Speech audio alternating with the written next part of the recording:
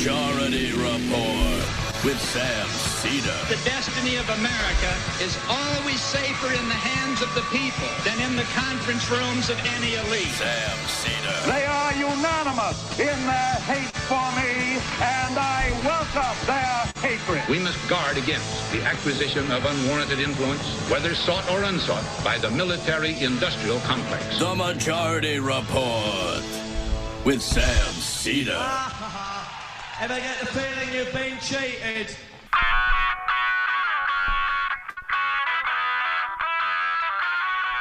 It is Tuesday, November 2nd, 2021. My name is Sam Seder. This is the 5-time award-winning Majority Report.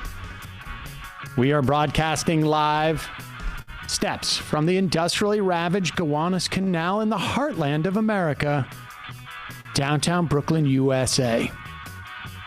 On the program today, Professor of History and Dean of the Graduate School of Arts and Sciences at Fordham University, Tyler Edward Stovall will be here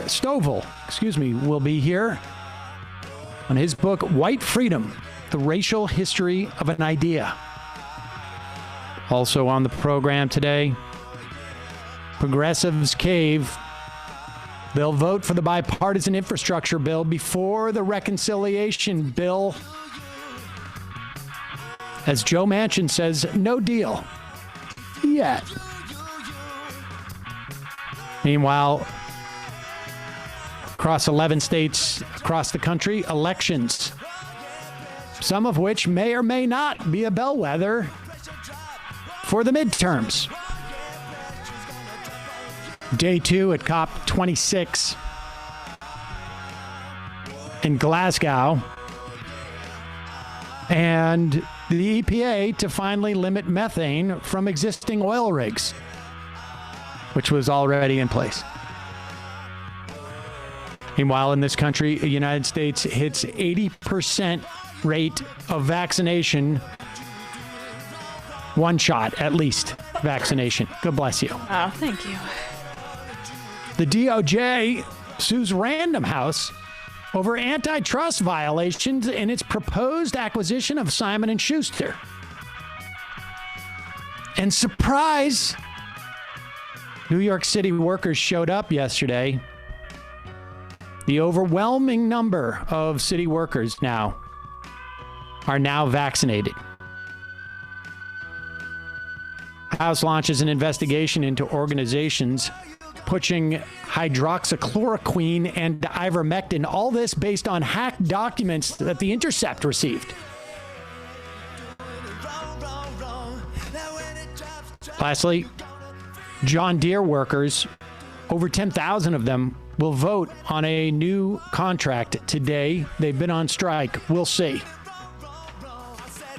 All this and more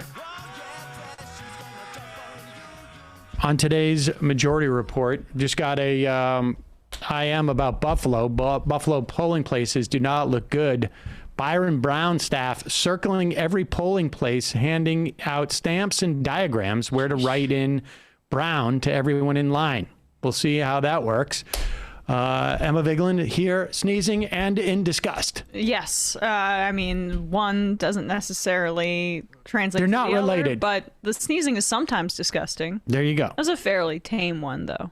Yeah. Well, I was, yeah, some people, okay. Like a 3 out of 10 on the gross scale. Yeah, no, I get it. Yeah. Does anyone want more details? No. Okay. Speaking of details, just a reminder that we are 2 months and 14 days away from the big live show of the Majority Report at the Wilbur Theater in Boston, Mass. Now, I just want to say this. I'm not going to address this going forward. At least it's my expectation. There have been in the past run-ins I have had, not directly, but in relation to the show, with a right-wing radio show out of Massachusetts. I will not confirm or deny whether there will be a debate that will take place at that show with that dude. All right? All I'm saying is go get your tickets. Go get your tickets right now. You can find them at the Wilba Theater website, the Wilba, with a U-R, of course, .com/artist/majority-report. Okay? So, or just go to your Twitter. Or you can go to my Twitter? Yeah, you tweeted it yesterday. Oh, yeah, I tweeted it yesterday. Yeah. Okay. TheWilba.com. You can go there and get your tickets. Don't forget. It's going to be huge. Going to be really huge. Super big. So check that out. Thanks for joining us today, ladies and gentlemen. This obviously, two things that are happening that are big stories today. There are elections across the country, some major ones. Minneapolis voting to replace its police department with a Department of Public Safety. Virginia, obviously, the state house and the governorship in the balance. In New York, multiple referendums, but perhaps the most, I don't know if it's going to have the biggest implications in the context of the state, but maybe would be up in Buffalo, where Walton is trying to unseat Byron Brown. And so we will know more about that shortly as well. And if you're here in New York City, I'd encourage everybody to check out the Working Families Party. They have a text option where you can find out what candidates they endorse and what ballot initiatives they do. The shorthand, I'm not going to tell you how to vote, but I'm going to vote yes on all 5. I voted yes on all 5. Yeah. I did early voting, and I voted yes on all 5. And we can talk more about that as the show progresses. Let's get right in on it. This story of the progressives essentially caving and agreeing to go forward with a vote for the bipartisan infrastructure bill, which in and of itself, in terms of progressive issues, AOC is called a net negative. However, if it comes with the reconciliation package, even as anemic as it is, it's a better situation. The dynamic in Washington, D.C., I mean, it's just mind-boggling. But apparently, the progressives are caving to the pressure, to the belief amongst the caucus and maybe in the Beltway media that somehow their refusal to vote and to hold up the original deal in not voting for the bipartisan infrastructure bill, which I challenge any one of you to tell me what's in it. Never mind the voters in Virginia. There's like less privatization than before is what I know about. Yes. Is somehow they are trying to avoid blame for what's going on in Virginia. That idea sounds completely bat-crap crazy to me. But here's Mark Warner. Oh, he's got his finger on the pulse of his constituents. Well, the point is what's going on in D.C. in this like closed bubble they live in. The point is that he doesn't have the finger on the pulse of his constituents or his real ones, because his actual ones are the corporations that he serves. Here's Warner on MSNBC. I got to tell you, as somebody who wished we would have gone ahead and voted on the bipartisan infrastructure bill in September, I think we could have given the president a big win. I got to tell you, in Virginia, where we've got a gubernatorial race tomorrow, that would have really helped Terry McAuliffe a lot if we'd been able to notch that win. You know what would have helped the president, if you were that concerned about it? Voting through his actual agenda called Build Back Better and ensuring that that package was as robust as possible, not the one that you crafted in concert with the other Republicans that you worked with and was separate from the actual Biden agenda. That's how it needs to be framed. Well, it's not, I mean, like, this is so bizarre to me because He very well may believe this. I don't know if he does or not, but they have certainly sort of made this the conventional wisdom in D.C. This is remember, $550 billion of new spending. It is bridges and roads, some broadband, and energy systems.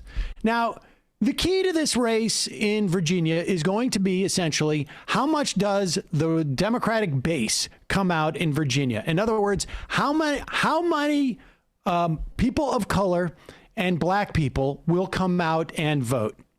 And when you look at the polling of all Democratic voters in terms of what's most popular, you do not get things like bridges. You do not get things like roads. Broadband may be on the list, but things like expansion of Medicare. Yes. That's way up there. Things like paid parental leave, paid parental and health leave. That's way up there. So nothing in the bipartisan bill is even remotely close to as popular, but this is the narrative that they are pushing. Meanwhile, let's tune in to what Youngkin is running on against Terry McAuliffe. Let's go back to reality as opposed to what's going on at Washington High. They're not doing anything in Washington, D.C. about the infrastructure. And if you're tired of the infrastructure not being done in D.C., let's listen to Youngkin's closing comments. We're trying so hard to live up to those immortal words of Dr. Martin Luther King Jr., who implored us to be better than we are. We're trying so hard to live up to those immortal words of Dr. Martin Luther King Jr., who implored us to be better than we are, to judge one another based on the content of our character and not the color of our skin. And so let me be clear. Let me be clear. On day one, we will not have political agendas in the classroom, and I will ban critical race theory. Yes, Martin Luther King would have really objected to the understanding of the history that he's involved in and the struggle for racial equality. Will you go back to that? I'm sorry to make you get back up again. Will you go back to that shot? Yeah, Matt's doing two jobs. Look at everybody in the audience there. There's nothing like a white. It's like a Virginian, politician espousing the virtue of Martin Luther King to a crowd of what appears to be 100% white people. Yeah, they didn't even have the Blacks for Trump guy to maybe help him out here. And talking about how if Martin Luther King were here today, he would absolutely want any talk of race or racism removed from the classroom. Come on, Youngkin, let's go hard. Quote Malcolm X. I want some Fred Hampton. Exactly. Up in this bitch. And so, but we have this incredibly bizarre and insane dynamic where progressives in the House, maybe in the Senate, are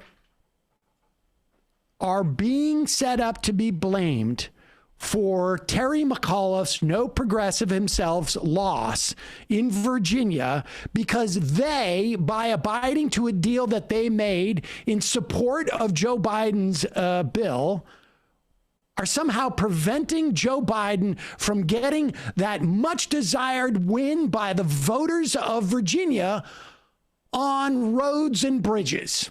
They basically just project their own office politics onto what the voters want, or they're so insular that they can't really understand what the voters are actually engaged with. Not mutually exclusive. Yeah, it could be both. But also Warner's working back from what he already always decided to do. They only wanted to pass the bipartisan infrastructure bill that they locked progressives out of in their negotiations. That's all that they did. And so he's working backwards from his desire, which was always going to be, let's blame progressives and try to tank the Build Back Better plan, or at the very least whittle it down. And so The initial agreement was, we'll vote these through together, and I broke the promise, and now that you're not just doing exactly what I want, it's your fault. So stop hitting yourself. Stop hitting yourself. That's the dynamic. We'll go into this more in the later part of the program. I'm going to take a break. First, I should just say I got an IM from Penny from New Mexico saying I'm mischaracterizing the ballot measure number 2 in Minneapolis, and I was using a shorthand, and maybe it's not accurate. It will change the city's charter. That will make it possible for the city council to go forward and replace the police department with an office of a Department of Public Safety. Yeah, and there's another ballot measure about like whether we're going to give a mayor more powers versus city council, and so a lot of stuff in limbo right now. So this is really just a step one of a multi-step process. But so forgive me for that. And thank you, Penny from New Mexico. In the meantime, we're going to take a quick break. When we come back, we'll be talking to Tyler Edward Stovall, professor of history and dean of the Graduate School of Arts and Sciences at Fordham University, author of White Freedom, The Racial History of an Idea. We'll be right back after this. Well, I don't even know why I'm saying that. Maybe give Matt a cut point, because our members do not hear these ads. Oh. So, now I want to say right off the bat, I had no idea that I was going to be reading a Harry's ad today. Oh. But I shaved anyways. Shaved. And believe me, I'm like, last night I was about to go to bed. I'm like, ugh, I should shave. That's how I approach shaving. But I have to say that when I do shave, it's Harry's that makes the difference for me. If you don't know Harry's, it's time you do. Harry's was created to be different from other shaving companies. What Harry's does is they craft high-quality, long-lasting blades, durable, weighted handles that give you a close, comfortable shave, quick and enjoyable. And Harry's insists that you don't have to choose between a great shave and a fair price. They just give you both. Yeah. Refill blades start as low as $2. And new Harry customers get their starter set, which includes a 5-blade razor, a weighted handle, foaming shave gel with aloe, and a travel cover, all for just $3. That's a $13 value for $3. Harry's also offers a whole range of amazing face and body care products for men, all delivered right to your door. For me, I like Harry's narrower blade cartridge because I've talked about this in the past, my asymmetrical nostril situation, which incidentally I found out. I had to go to an ear, nose, and throat doctor a while back, and they said, you have a deviated septum. Oh. Did you get punched in the face as a kid? And I was like, yeah. I mean, have you heard me talk? Of course. Multiple times. But I never knew that I deviated my septum at one point. It could have been from other things, too. Or baseball or whatever. It could have been from baseball or basketball. I got a couple of basketballs in the face. So I said, what can I do about that? And she's like, well, you've lived with it for this long. I'm like, I know, but... Yeah, you don't want to get a rhinoplasty. What? Right? That's what it would be to fix the deviated septum. Well, it would be a lot of work. The bottom line is, okay, if you have a deviated septum and you have my problem, Harry's is going to help you out because of the size of their shave head. Also, for me, I also like just the simplicity of the handle. It's just, I don't like those buffy ones that you get at the, the farm, whatever it is, those pharmacy stores, or, you get the like the ones that vibrate? Not for No, you. there's ones with the plastic, whatever. Look, there's never been a better time to try Harry's. Go to harrys.com/majority. Get their starter set for just $3. It's 100% satisfaction guaranteed, so you have literally nothing to lose. Go to harrys.com/majority right now to get this special offer. That's Harrys, HARRYS.com/majority. Also, doesn't matter what you're doing. Maybe you're drinking too much one night. Maybe you're just you're working out a lot. Both ends of the spectrum in terms of the way you're treating yourself. Or maybe you need, like for me, trying to cut out, some of your coffee. It's a little too acidic. Or you're just trying to, it's flu season coming up and you want to stay hydrated and bingo. Stave off illness. 1 stick of liquid IV in 16 ounces of water hydrates faster and more efficiently than water alone. I don't do this every day, but here's my energy matcha one that's almost half gone already. And here's my watermelon that I have here. I guess I sort of do this every day. Sometimes I just do 1 bottle. It depends. But they've got watermelon, strawberry, lemon lime. The matcha is like a lemon ginger, and the tangerine is the is the one gives you immunity boost. A good time for that, indeed. Right. And if you have a little extra, that's the one that you always get, the acai. Liquid IV is what you need. It contains 5 essential vitamins, more vitamin C than an orange, and as much potassium as a banana. It's healthier than sugary sports drinks. There are no artificial flavors or preservatives, and less sugar than an apple. The optimal ratio of glucose, sodium, and potassium delivers water and nutrients into the bloodstream. The company has donated over 4 million servings in response to COVID-19. Products are being donated to hospitals, first responders, food banks, and more. Folks, honestly, it is a daily staple for me. And sometimes, if I realize I'm going to bed and I've maybe had 1 or 2 many, it is key. You have to remember in the evening, even if you've had something to drink. I'm also not going to deny that there hasn't been a 4 a.m. type of situation where I go and I make one for me. I won't deny that as well. Grab your favorite liquid IV flavors nationwide at Walmart, or you can get 25% off when you go to liquidiv.com and use the code MajorityRep. That's Majority Rep at checkout. That's 25% off anything you order when you get better hydration today using promo code MajorityRep at liquidiv.com.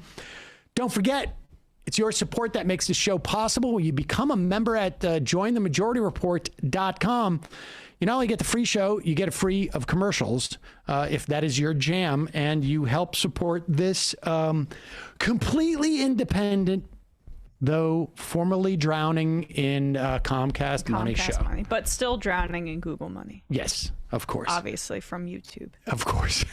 Want to welcome to the program Professor Tyler Edward Stovall. He is professor of history and dean at the Graduate School of Arts and Sciences at Fordham University. Author of his most recent White Freedom, The Racial History of an Idea. Professor, welcome to the show. I'm here with Emma Vigland.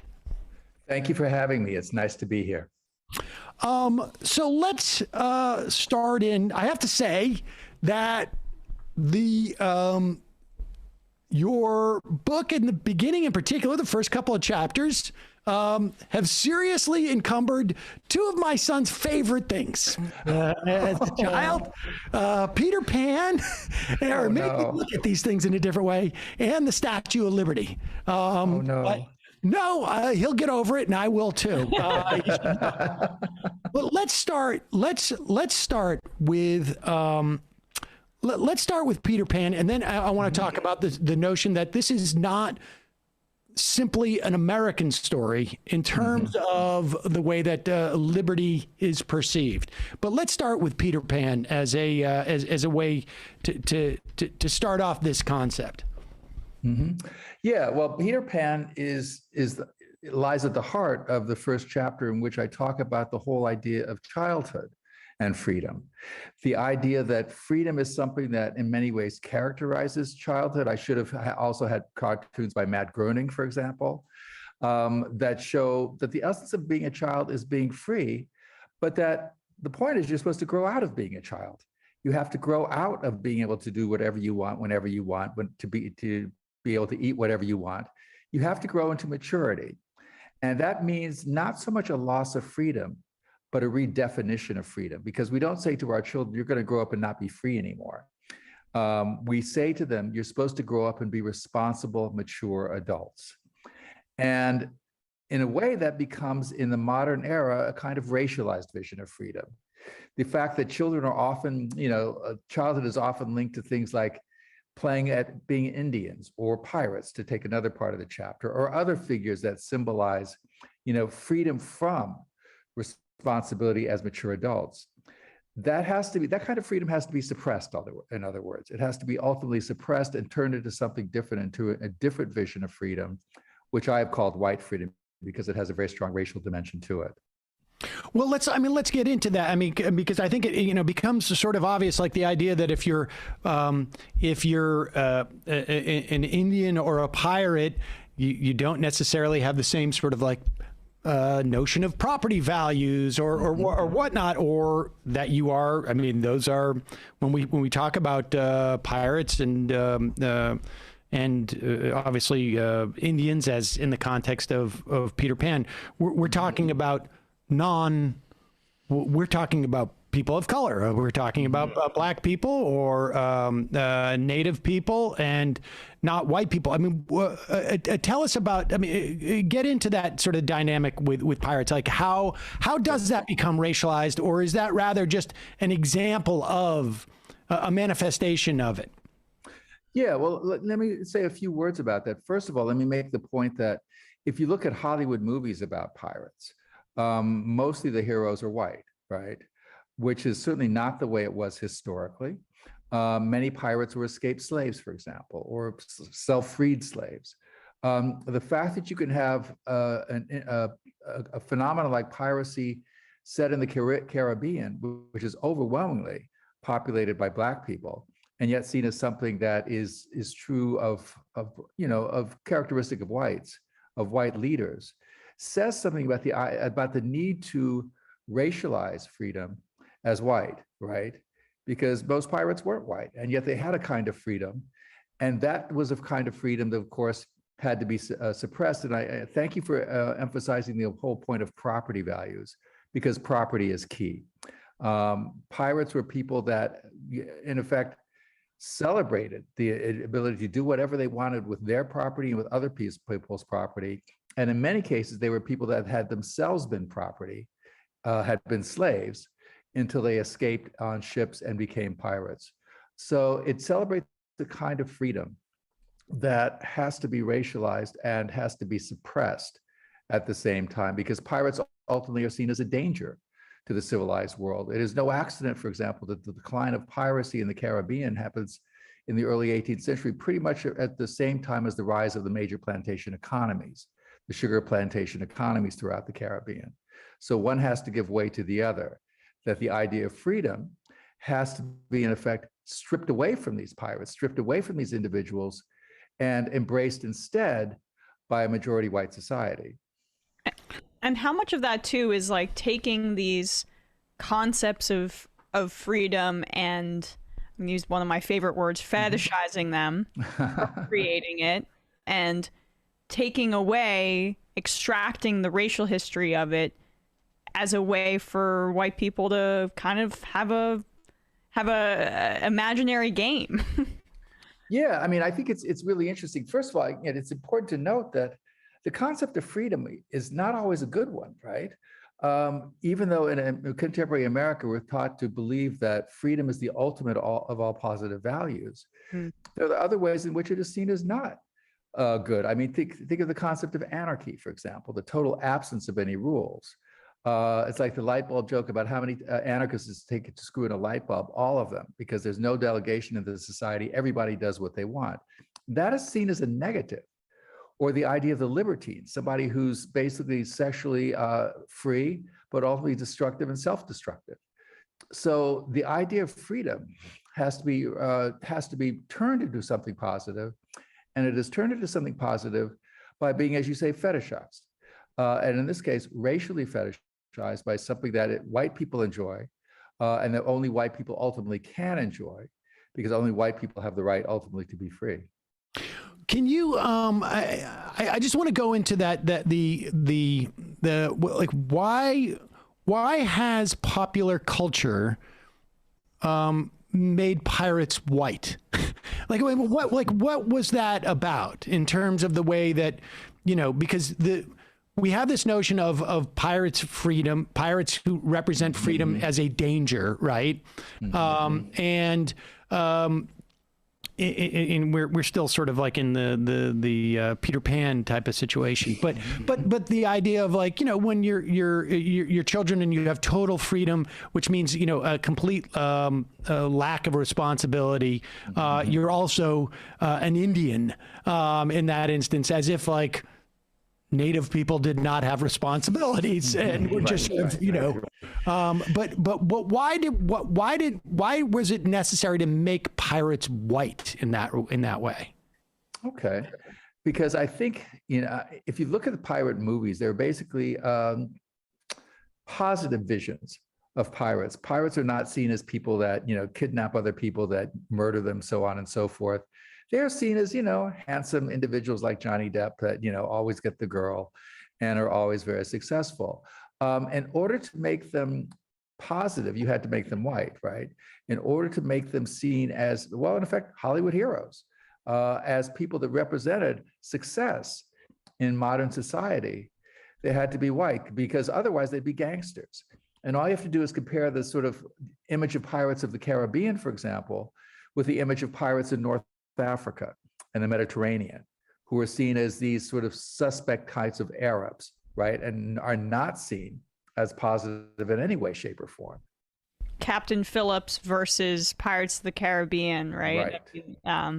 Yeah, you can also see that reflected in gangster movies. How many gangster movies are we going to get about Boston? No offense, or Italians, and like that Hollywood doesn't want to touch. I mean, for the most part, positive depictions of non-white gangsters.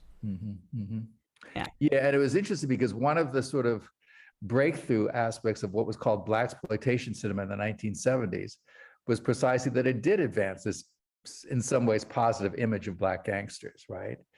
And yet, let's face it, gangsters kill people. They are not nice people, right? We're in total agreement.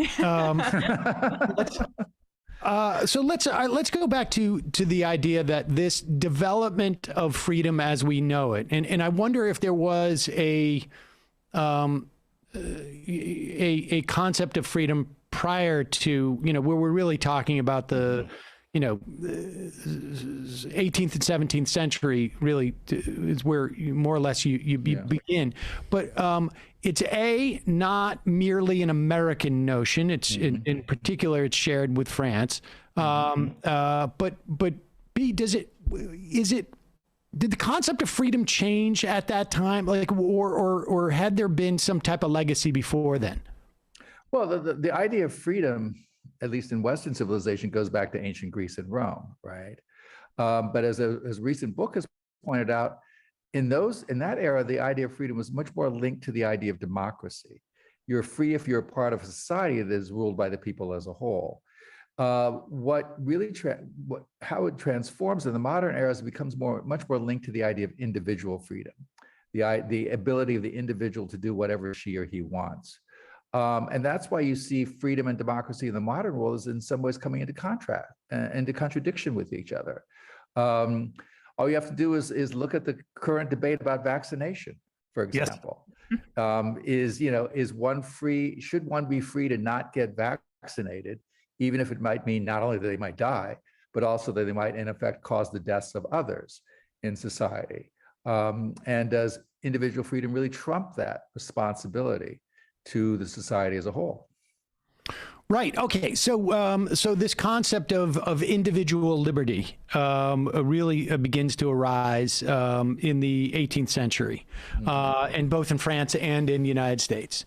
And I mean, I can't help but remember that I've had many debates with libertarians on this program, one of whom was explaining to me how they were going to determine when property rights essentially start, when we can start to count. And the reason why the native indigenous people in this country did not have property rights is because it really started when it was imported from France, this concept of working the labor. And I was just like, well, that's very convenient.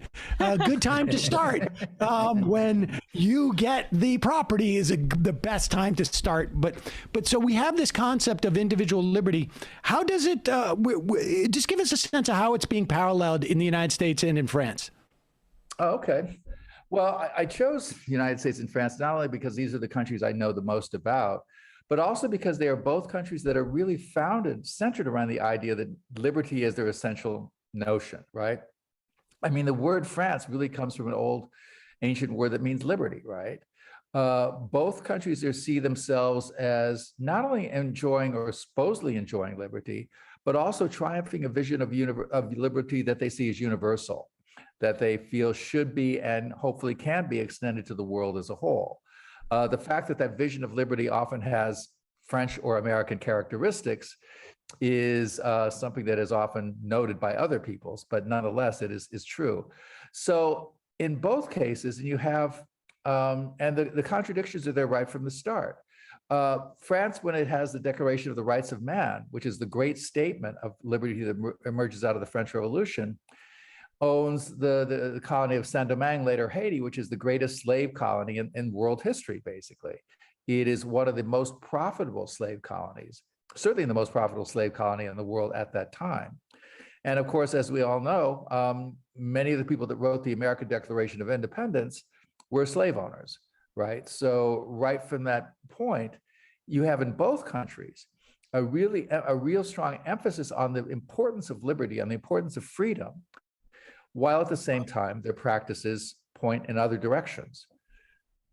And we should say, like, this isn't, I mean, I think, like, to some extent, at least in the context of this country, we always, the way that we sort of work around these contradictions is that they were aspirational on some level. But the point being that you can't really take their allegiance to liberty, which they have founded their countries on in many respects, unless you do just basically say this is a white concept. Like, the whiteness is built into the liberty. Otherwise, like, how can you have a number one core principle, but say, like, and we're excluding a certain percentage? You can't, right? I mean, it is that embedded in that concept as we have known it, it was for white people. And then it's really just a question of, like, how much is that concept both, I guess, obscured at different times and then cut into in other times? Yeah, I mean, one of the most interesting things about the whole idea of whiteness is that whiteness is a slippery concept. Who gets to be white changes over time. And for example, and this goes back to the Statue of Liberty, the immigrants that came into America in the first couple of decades of the 20th century, the great wave of immigration from Eastern Europe, we now look upon as white, but they were not seen as white at the time, for the most part. And that sort of changed. There's a book about Italian immigrants called White on Arrival, which suggests that these are people that once they came to America, they got to be white, although for many people, they still weren't considered white. And for many people, the Statue of Liberty was seen as an anti-immigrant symbol, because these were people. There's a wonderful cartoon, for example, that shows a stereotypically looking Italian anarchist threatening the Statue of Liberty with a bomb, right? That comes from this period. So the idea that you can become white over time is one of the most fascinating things about the idea of whiteness. And it shows the idea that, okay, you can gradually earn freedom, you can become Americanized, but what it really means is you can become seen as white, and then you can be free. Talk about the original sort of, I guess, offering of that the Statue of Liberty, when the French were going to present it to the United States, they had a different vision of what it would be at first. I found this fascinating. Yeah, I mean, it really is interesting, and it's only become widely known recently in the United States that ultimately the Statue of Liberty was intended to be a celebration of the end of slavery in the United States, and it had parallels with France as well. France in 1870, France had overthrew an empire and renewed its republican form of government, which is seen by most French people as achieving a kind of freedom. That was 5 years after the end of the Civil War and the final emancipation of the slaves. So those people who sponsored the Statue of Liberty in France felt that both countries are moving in parallel directions towards greater freedom, but that the most dramatic example of that greater freedom was the abolition of slavery in the United States. And if you look at symbols of freedom in France in earlier periods, there's a great painting from 1830 by Eugène Delacroix called Liberty Leading the People, which shows a woman that in some ways was the model for the Statue of Liberty. And yet she's a very different person. First of all, she's not standing still on a statue. She is literally leading an army, right? She is carrying a gun. She's also carrying broken chains. And she's wearing a cap. It was called the Phrygian cap, which is the Roman symbol of the freed slave. So everything in this image points to the idea of a woman as militant, but also a woman as a freed slave, basically. And those things are pretty much taken away from the Statue of Liberty. There are still broken chains at the feet of the Statue of Liberty, but unless you're in a helicopter, you'll never see them, right? And they were pretty much removed from any importance for the statue as a whole. So it's really fascinating that the greatest symbol of liberty in the United States is completely divorced from probably the greatest example of freedom in the United States, the freedom of the slaves, the freeing of the slaves in the Civil War, that these two, which they were supposed to be in a dialogue with each other, actually for the most part of the Statue of Liberty's history in America have had nothing to do with each other.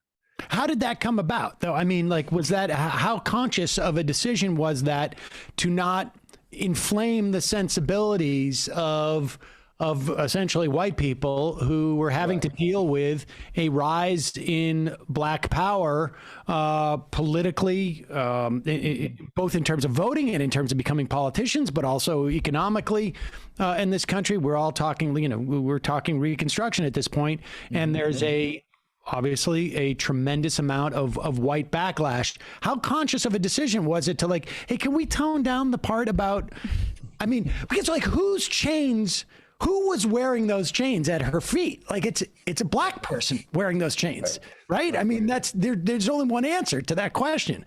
But she looks, I don't know, Roman, I guess, on some level. Yeah, well, for one thing, unlike the Eugène Delacroix statue, she's fully clothed, right? She is not powerful in that kind of sense.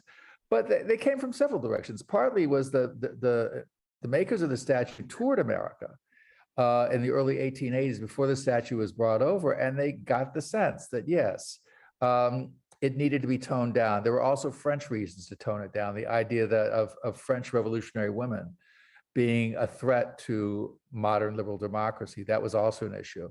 But especially, they came in America at the end of the Reconstruction, in the post-Reconstruction era, when the destruction of multiracial democracy was complete in the United States, when blacks had largely been stripped of the right to vote, had largely been terrorized into going back into a condition that was not that much removed from slavery.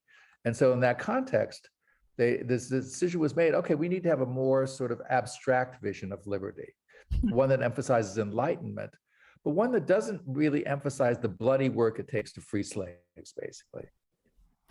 Where does the idea of liberty go from there? I mean, as we get into, when we talk about, obviously liberty becomes an issue in World War I and in World War II, but what is the evolution in terms of does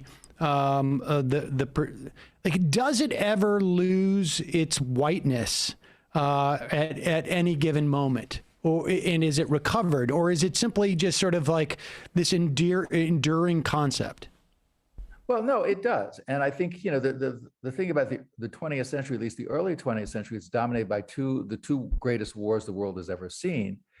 And both of those wars are seen as, in many ways, wars for liberty, wars for freedom. The First World War, for example, which was also called the War to End All Wars, emphasizes the idea of freeing nations as a whole. So President Woodrow Wilson of the United States, becomes the great symbol in Europe and throughout the world of somebody saying that the end of the war should not be just victorious nations dividing up spoils and punishing the defeated, but rather enshrining certain principles about liberal democracy, about the rights of peoples to elect their own leaders, so on and so forth. And he really emphasizes these as America's gift to the world, in effect, America's vision of liberty. However, the way it transpires is that liberty is basically given to nations that are seen as white. So the Eastern European nations that are formed out of the ruins of the Austrian and German and Russian empires are given liberty. But the colonies, on the other hand, in Africa and Asia, who also come to the negotiations at the end of the war in Paris, asking for liberty, are largely given short shrift. One of the interesting things that happens, of course, is the years right after the First World War, the years when Ireland finally achieved its independence, finally shakes off several hundred years of British rule and domination, and becomes a free nation. It does so in a bloody struggle, but a successful struggle. And that struggle makes Ireland free, but it also begins to enshrine Ireland and the Irish as white in ways that they had not been during the 19th century. And then the Second World War, even more so. The Second World War, which is the greatest example of genocide in modern history, the whole anti-Semitism, the Holocaust, where you have a vision of the Jews as non-white. And as many people point out, the anti-Semitism that ultimately leads to the Holocaust borrows a lot from both American racism and European colonialism, right? And really emphasizes the Jews as a problem in Europe because they are, in effect, a non-white people within Europe that has to be expunged, right? And is. So, but the other thing about this is that, of course, all this creates a backlash. People of color throughout the world, in the United States, in Europe, and especially in the colonial world, especially in the Second World War, there's like, you can fool us once, but it's hard to fool us twice, right? You can't say that this is a war for democracy and then slaughter us. And the second time around, in particular, there's a strong emphasis that we are fighting now for freedom. So if you look at the history of the civil rights movement, for example, in the United States, many of the people involved in it had been veterans of the Second World War and had come back from the Second World War like their fathers had come back from the First World War. But this time they're saying, we are not going to put up with what our fathers put up with. This time we're going to have freedom for all of us, including us, because that's what we fought and gave our lives for, and we're going to have it at home too. And so we should say, I mean, there's two different dynamics here that are also running in parallel. One is that on a nation level, there's this fight for freedom and liberty, which is then like, it's almost like we're handing these cards out. And if you're not white, you don't get one of these cards. And if you're not white, you end up being just sort of like a source of resources for us to maintain the liberty that we're handing, for those people we're handing the cards out. And then on the personal level, there has been enough liberation or awareness or just disgust, I guess, amongst Black people who are sent to fight for the liberty of other people, and to come home to find like we don't have it here. And so what, and there was I guess there was one, I guess I was aware of this, but from 46 to 65, there was this process of nations becoming liberated, right? I mean, the number of nations, the United Nations, doubled from like 55 to more than doubled to like near 120 at that point. What's happening there? Is just this idea that people are like, you know what? We're trying to wrest the concept of liberty away from it being an exclusively white phenomena. I mean, to take one small example, Julius Nyerere, who was the founding president of the nation of Tanzania, wrote no fewer than 8 books, each of which had the word freedom in the title, right? So the idea that this is a freedom struggle, that in many ways this was the freedom struggle, was really central for those anti-colonial activists, say, in Africa and Asia. Look at, for example, Vietnam. The Viet Minh, who were formed during the Second World War, were formed as a resistance group against the Japanese occupation of Vietnam. But they also made it clear from Jump Street that they were not going to fight for freedom from the Japanese to simply accept the reimposition of French rule after the war was over, and they didn't. So the end of the Second World War led immediately to the Franco-French War in Vietnam, in which the French tried to reimpose their empire and failed. Because, why are we going to fight for freedom against the Japanese and then give it up to the French? And you have that same pattern going on throughout the world that really emphasizes, the age of European empire was over. And partly, I think, many people in Britain, for example, recognized that Britain had a choice to make. It could either try to regain or retain its empire, or it could develop what became the welfare state, more sort of social programs to benefit the British people. And it ultimately chose the latter, right?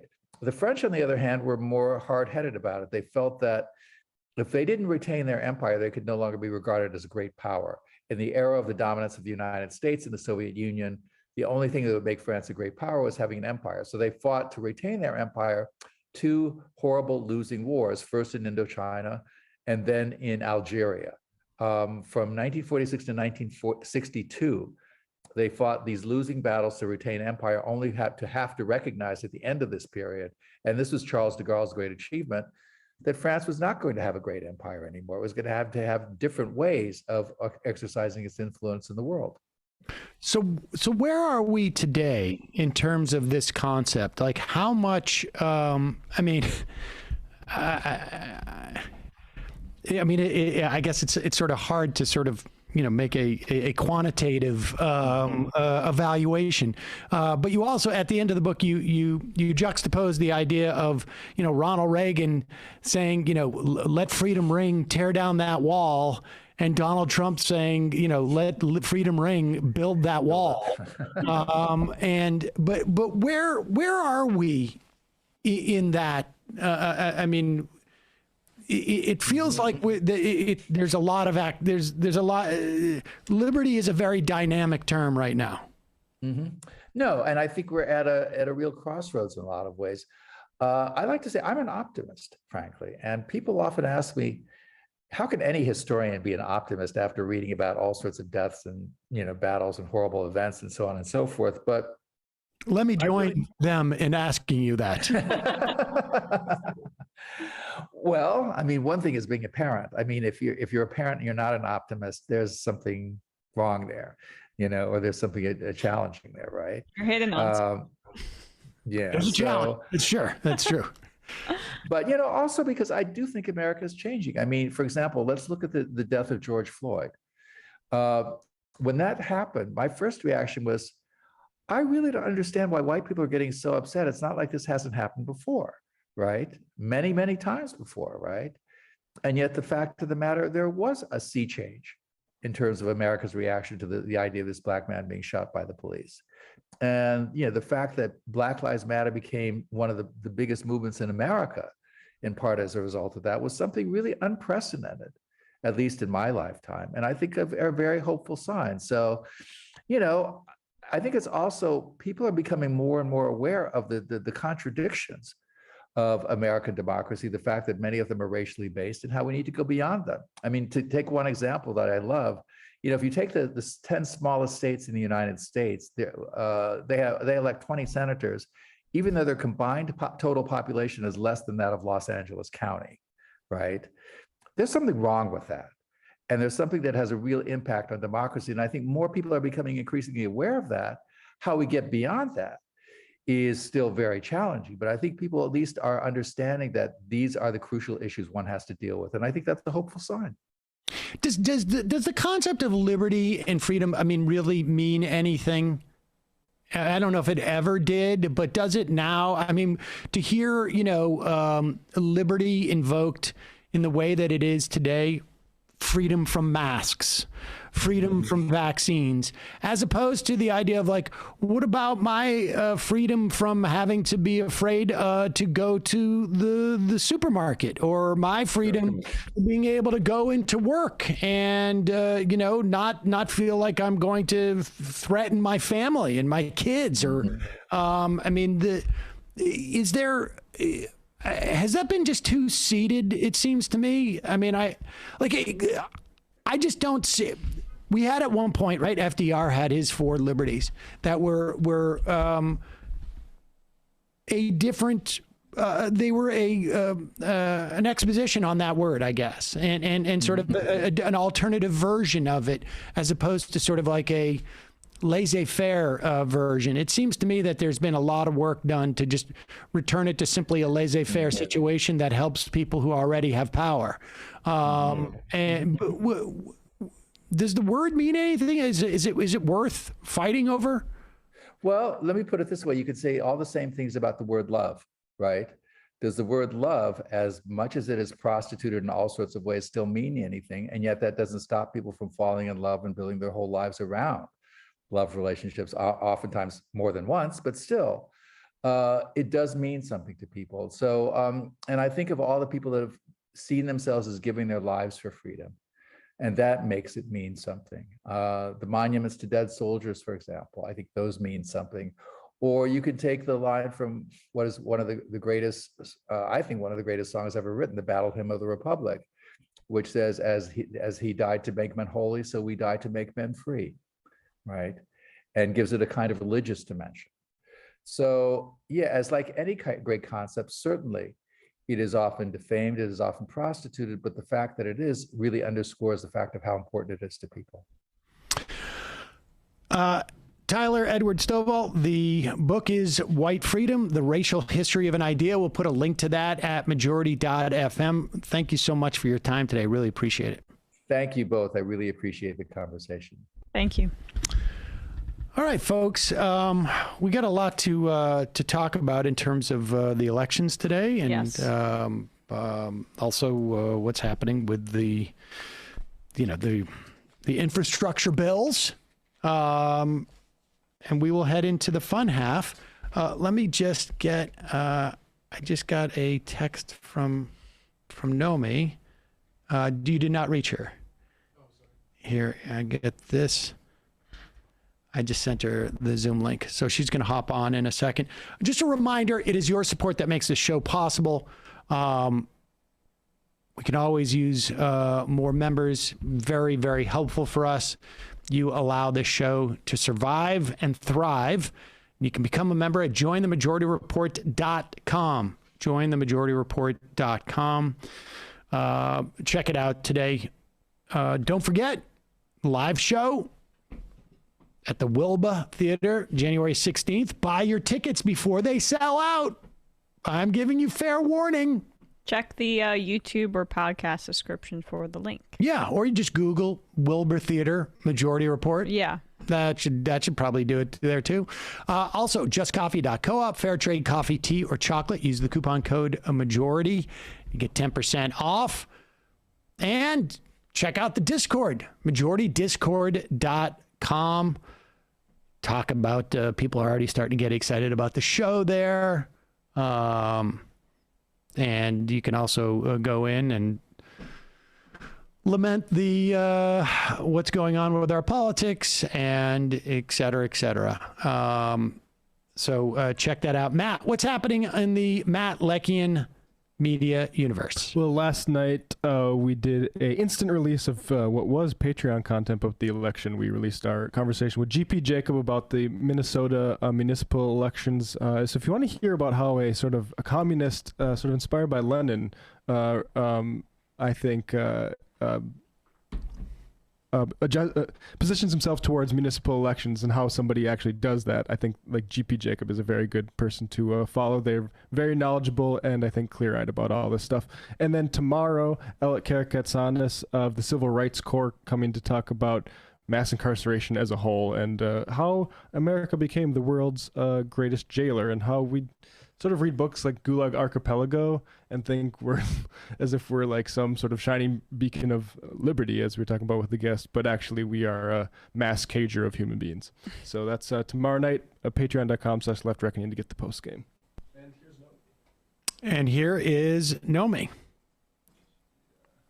Joining us shortly.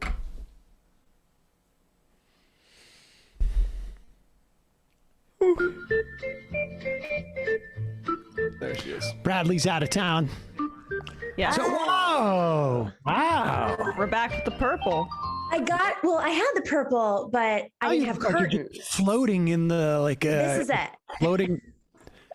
You feel like you're just like floating. Yeah, you're coming to us from the beyond. Is it too much? Because I finally got my curtains up, which was canceling all the light. That's how this works. Is like I think it looks good. Great, yeah. I think that look of floating above all of it is good. It's just I don't mean to give you guys trade secrets, but it's just a wall.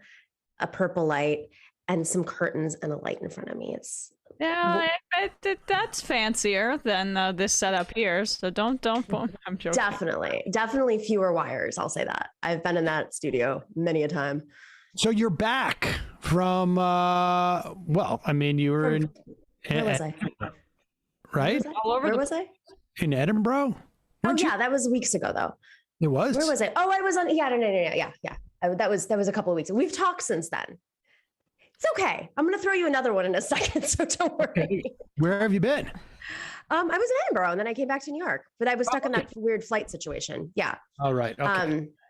What's happening on your show this week before we go into the fun half? Yeah. So we are, it's that time of year. It's election day, of course, but we're going into 2022. So we're going to start interviewing candidates. Fun times. So on Friday, we have Amy Villela, who ran for Congress in Nevada. You may recall last time around, she was in Knock Down the House. She is running again, and she's got a really incredible campaign because since then, a lot of her team and the DSA in Nevada has been able to take over the Democratic Party in Nevada. So really fascinating conversation I'm looking forward to doing.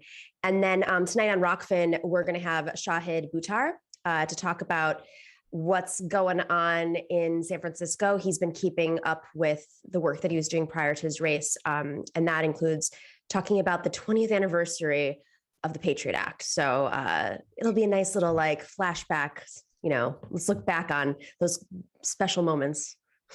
Today is the 16th, 17th, 17 years ago, today, George Bush was reelected. George W. Bush. Oh, yeah. So. Has it been that long? I feel really old. I don't think it's the 1 year anniversary of me working here, too. Oh, my God. That's right. Wait, what? Oh, my God. That's right. I missed it. Say it again. Say it again. Julie told me it was tomorrow. Oh, I don't know. I mean, it was election day last year when I joined for the okay. Back Can up. we do it again? Another shofar. It's not today. It's not today. It's not today. It's not today. God, I was like, Julia told me, she was like, it's tomorrow. Oh, well, Wait, I mean, it's sweet of Julie to be November paying 3rd. attention. I don't want a big hubbubaloo. I just wanted to denote the time period. It's tomorrow. I will send you a bottle of whatever you drink. What's your favorite alcohol, Emma? Let's just you're like a 1964 Chateau Lilly. Well, I mean, Boone's Farm. What is that? New Zealand Sauvignon Blanc. Okay. That's easy. Send me your address. We're on it. I'm actually moving soon, but yes. Not tonight, right? I can send it to you tonight. All right. Oh, that's sweet. You don't need to do that. Let's head into the fun half. 646-257. This wasn't the fun half? Come on. And Bye-bye. you can IM the show by picking up the app at majorityapp.com. We'll be right back. You are in for it. All right, folks. 646-257-3920. See you in the fun half. Are you ready?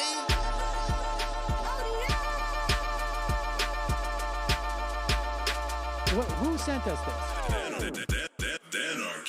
Alpha males are back. Boy is back. And the alpha males are back. Just as delicious as you could imagine. The alpha males are back. Boy is back. And the alpha males are back. Just want to degrade the white man. Alpha males are back. I take all of it in my throat. Alpha males are back. Snowflakes has what? The alpha males are back. You are a madman. And the alpha males are back. Oh no, Sam Seder! What a fucking nightmare! Bring back DJ Danner. Yeah, or a couple of them. Just put them in rotation. DJ Danner. Well, the problem with those is they're like 45 seconds long, so I don't know if they're enough of a break. That's fucking nonsense. You see white people doing drugs, they look worse than normal white people, and all white people look disgusting. And the alpha males, psych, fuck them. Snowflake says what?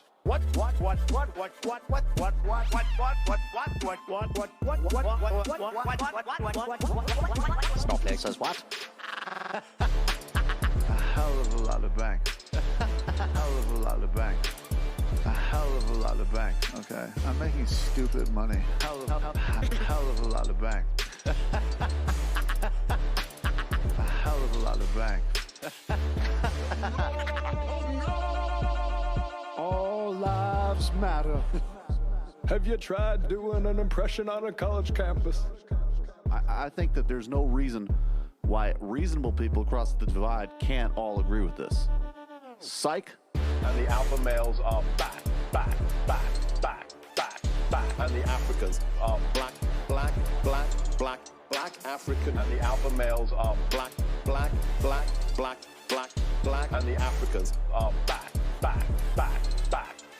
When you see Donald Trump out there, doesn't a little part of you think that America deserves to be taken over by jihadists? Keeping it 100. Can't knock the hustle. Come on, fuck 'em.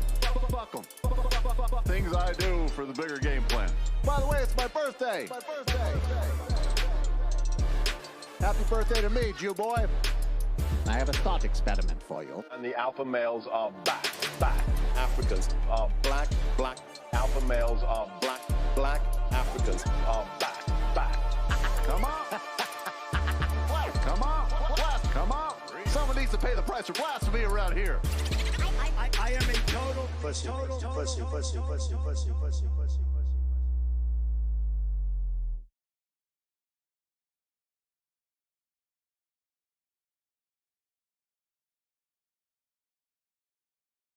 Yes.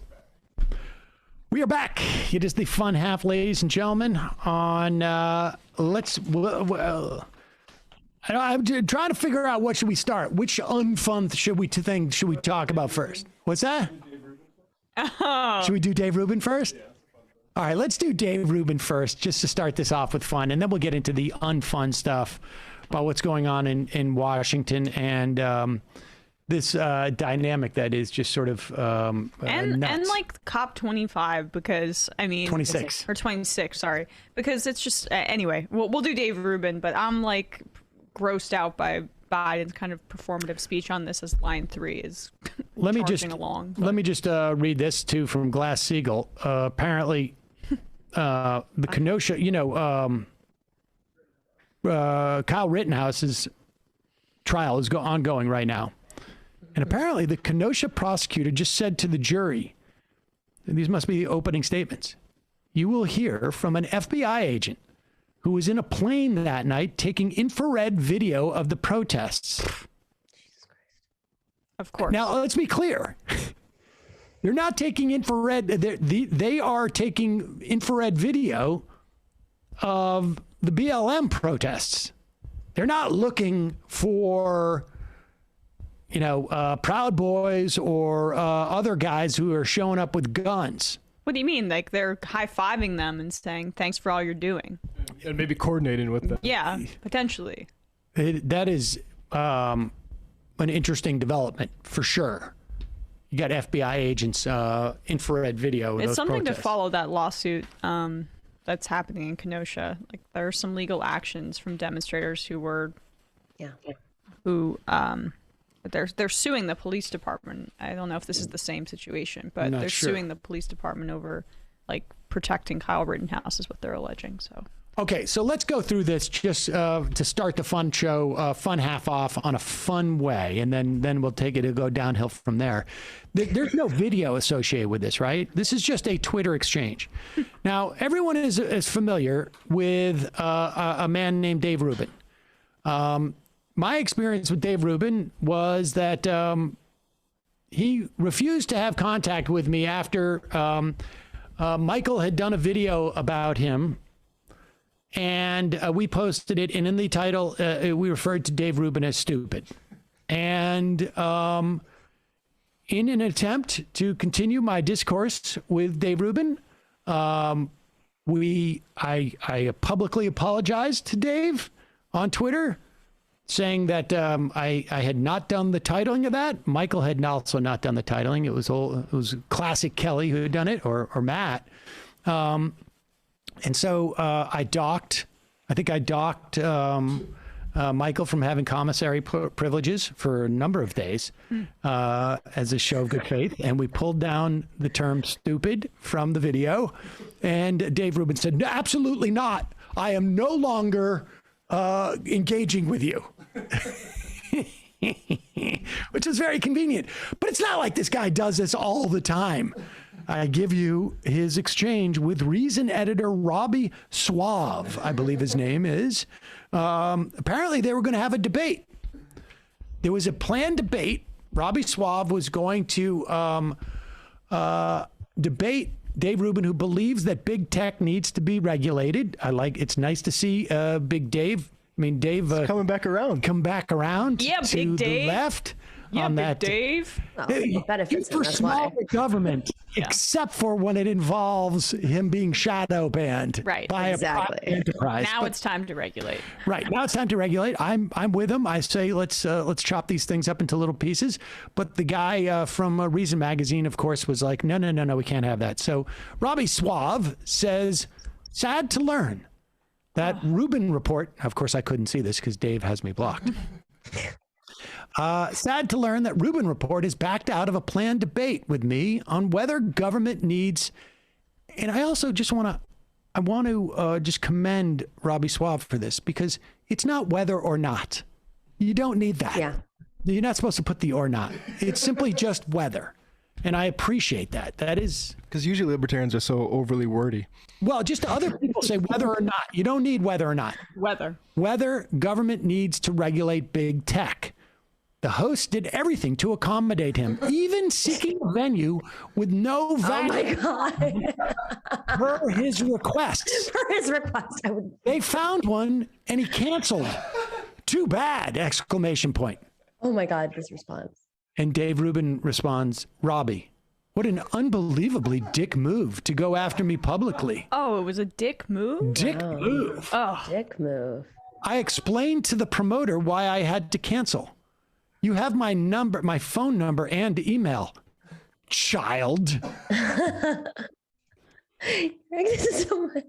Robbie says, your explanation was so vague, it was no explanation whatsoever. Obviously, we were not entitled to your time, but it's pretty rude to agree to it, then ask the host to make a bunch of accommodations for you, then back out weeks later. And then that's it. Dave has had enough. Okay, I don't have time for these childish games. Consider the bridge burned. What on earth? Mission accomplished for Dave Rubin. His bridge is burned. Therefore, he cannot debate on the topic of government regulation. Now, why wouldn't Dave want to do the debate? Well, we could probably come up with like 20 different reasons, but I would say it's really just an argument between reason number one and reason number two. Reason number one is that it would be bad for his current audience to see him promoting any type of government regulation. That would be a bad thing on the Blaze. And reason number two is he doesn't know what the he's talking about and wouldn't be able to debate himself out of a paper bag regardless of which position he took. And I would say it's probably both. So why did he agree in the beginning? Like that, this is what I don't understand about Dave. He gets himself into these situations all the time. Because he is pretending that he actually has, it's all about the ideas. Mm-hmm. So I just need to be in a place that does not require vaccination. Yeah, it needs to be it's like the way that Texas or other states try to regulate abortion clinics, right? It needs to be a trap, right? It's 7 3/4 feet wide and then 400 feet long. And then it also has to have a live tiger. And I have to be able to play my banjo during the middle of the day. I mean, like, it's you know. He was thinking, if I say no vax requirement, they're going to say, we're not doing it. We're not doing it. We're not doing it. But, they're all like probably like in their 20s and 30s. And they're like, without kids and they don't care. And so. And they work for Reason magazine. Right. And so Rubin, when they came back and said, we found a venue, that's when he cancels. Because, of course, He never wanted to do it in the first place, and he couldn't come up with like, oh, did I say no vax? And also, there has to be we need to have actually experiments going on with COVID-19. He also can't afford to alienate more members of like the different quadrants of the right, or like the ways that they brand themselves in these really specific ways, because he's already boxed himself in to such a degree that he's like, you know, he's got to hold on to whatever relationships he can with like each right-wing audience. So, well, especially libertarians, which I'm sure he had to Google and figure out that libertarian, like what they were. And he's like, oh wait, that's too close to my audience. These are people who sometimes spill over into my community. He was going on Rogan talking about how regulations in general, he was trying to co-opt every libertarian talking point before. But now, because he was like personally affected by this 3-day, or what was it, 12-hour Twitter ban? I forget how short. Did he get banned from Twitter? It was a short period of time, a few months ago. That's when he said, I'm going into the lab with all of these ideas that I'm going to come out with about locals. Yeah, and locals is really taken off. I've heard so much from Tulsi on locals. What is that? Wait, what's that one? Oh, it's a new platform. Yeah, it's funny. Tulsi's on every one of these things. She's like, oh my God, has to log into like 25 different bargain bin social media networks. Unbelievable.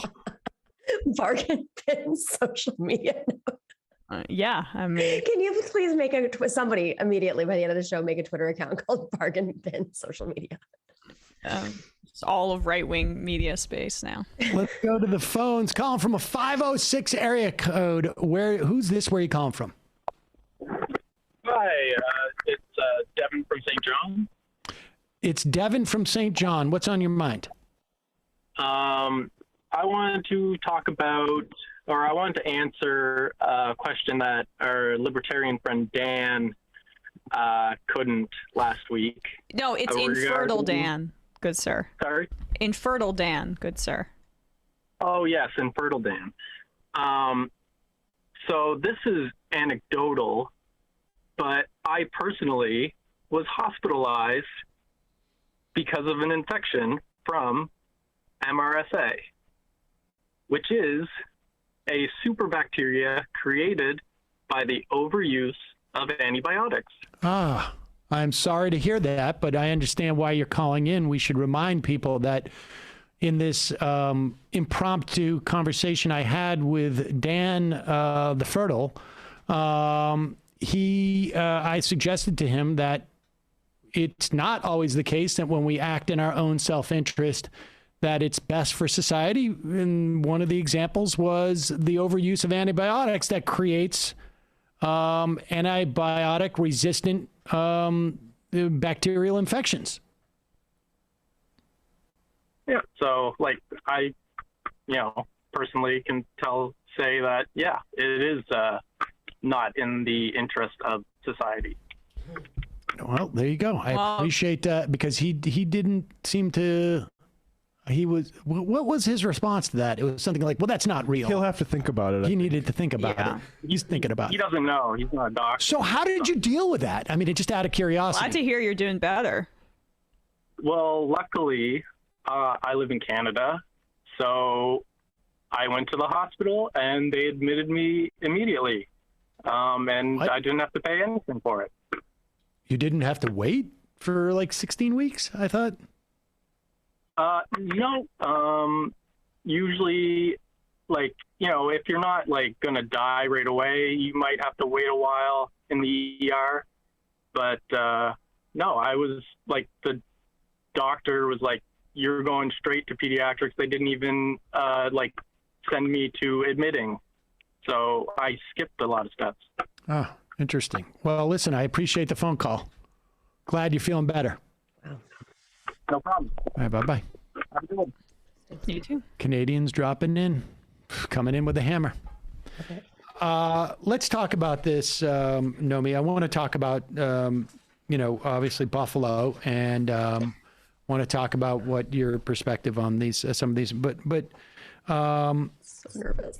Here is, here's Joe Manchin. I want to talk about this because it has been announced by the Congressional Progressive Caucus that they will go ahead and vote on the bipartisan infrastructure bill. It came in the wake of Joe Manchin making this announcement yesterday, and I don't know what the sequencing was. They were certainly, the progressives were certainly saying we're ready to do this, and it's we're ready to do this. And then here is Manchin when the bill, when it all seemed like it was going to happen, $1.75 trillion. His ask. Yep. His ask. And his negotiation process where he was negotiating with individual senators about things, Gillibrand for paid leave, the White House directly, like he was as involved as a senator could be in the crafting of this. I'm surprised nobody's taken anything to his head. Like a senator just like flipped out. I really give them a lot of credit for decorum. Hear what Manchin said that would have inspired such a reaction.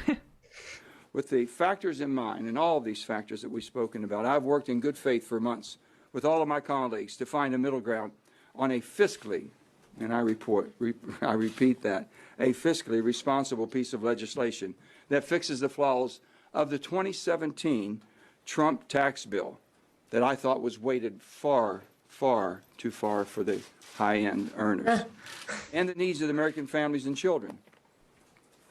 However, as more of the real details outline the basic framework are released, what I see are shell games, budget gimmicks that make the real cost of the so-called $1.75 trillion bill estimated to be almost twice that amount if the full time is run out, if you extended it permanently, and that we haven't even spoken about. This is a recipe for economic crisis. None of us should ever misrepresent to the American people what the real cost of legislation is. While I've worked hard to find a path to compromise, it's obvious compromise is not good enough for a lot of my colleagues in Congress. It's all or nothing, and their position doesn't seem to change unless we agree to everything. Enough is enough. We started at $6 trillion, then we went to $3.5 trillion in the initial framework, then we went down to his ask of $1.75 trillion, and this is his framework that he's negotiated and his bill apparently, or he's had as much input as a senator could possibly imagine having, and now he's saying that the bill is like faulty or not good enough. I mean, it's just like it's absolutely absurd, and he's talking about the cost long term. This has been repeated, but just for the sake of like understanding what a hack and how disingenuous this man is, the bipartisan infrastructure bill that they negotiated, which is the only thing they want to kill the social spending bill. Mm-hmm.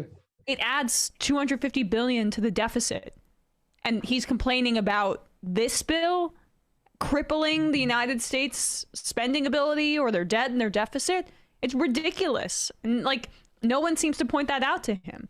I mean, I actually terrorist yesterday, but yeah.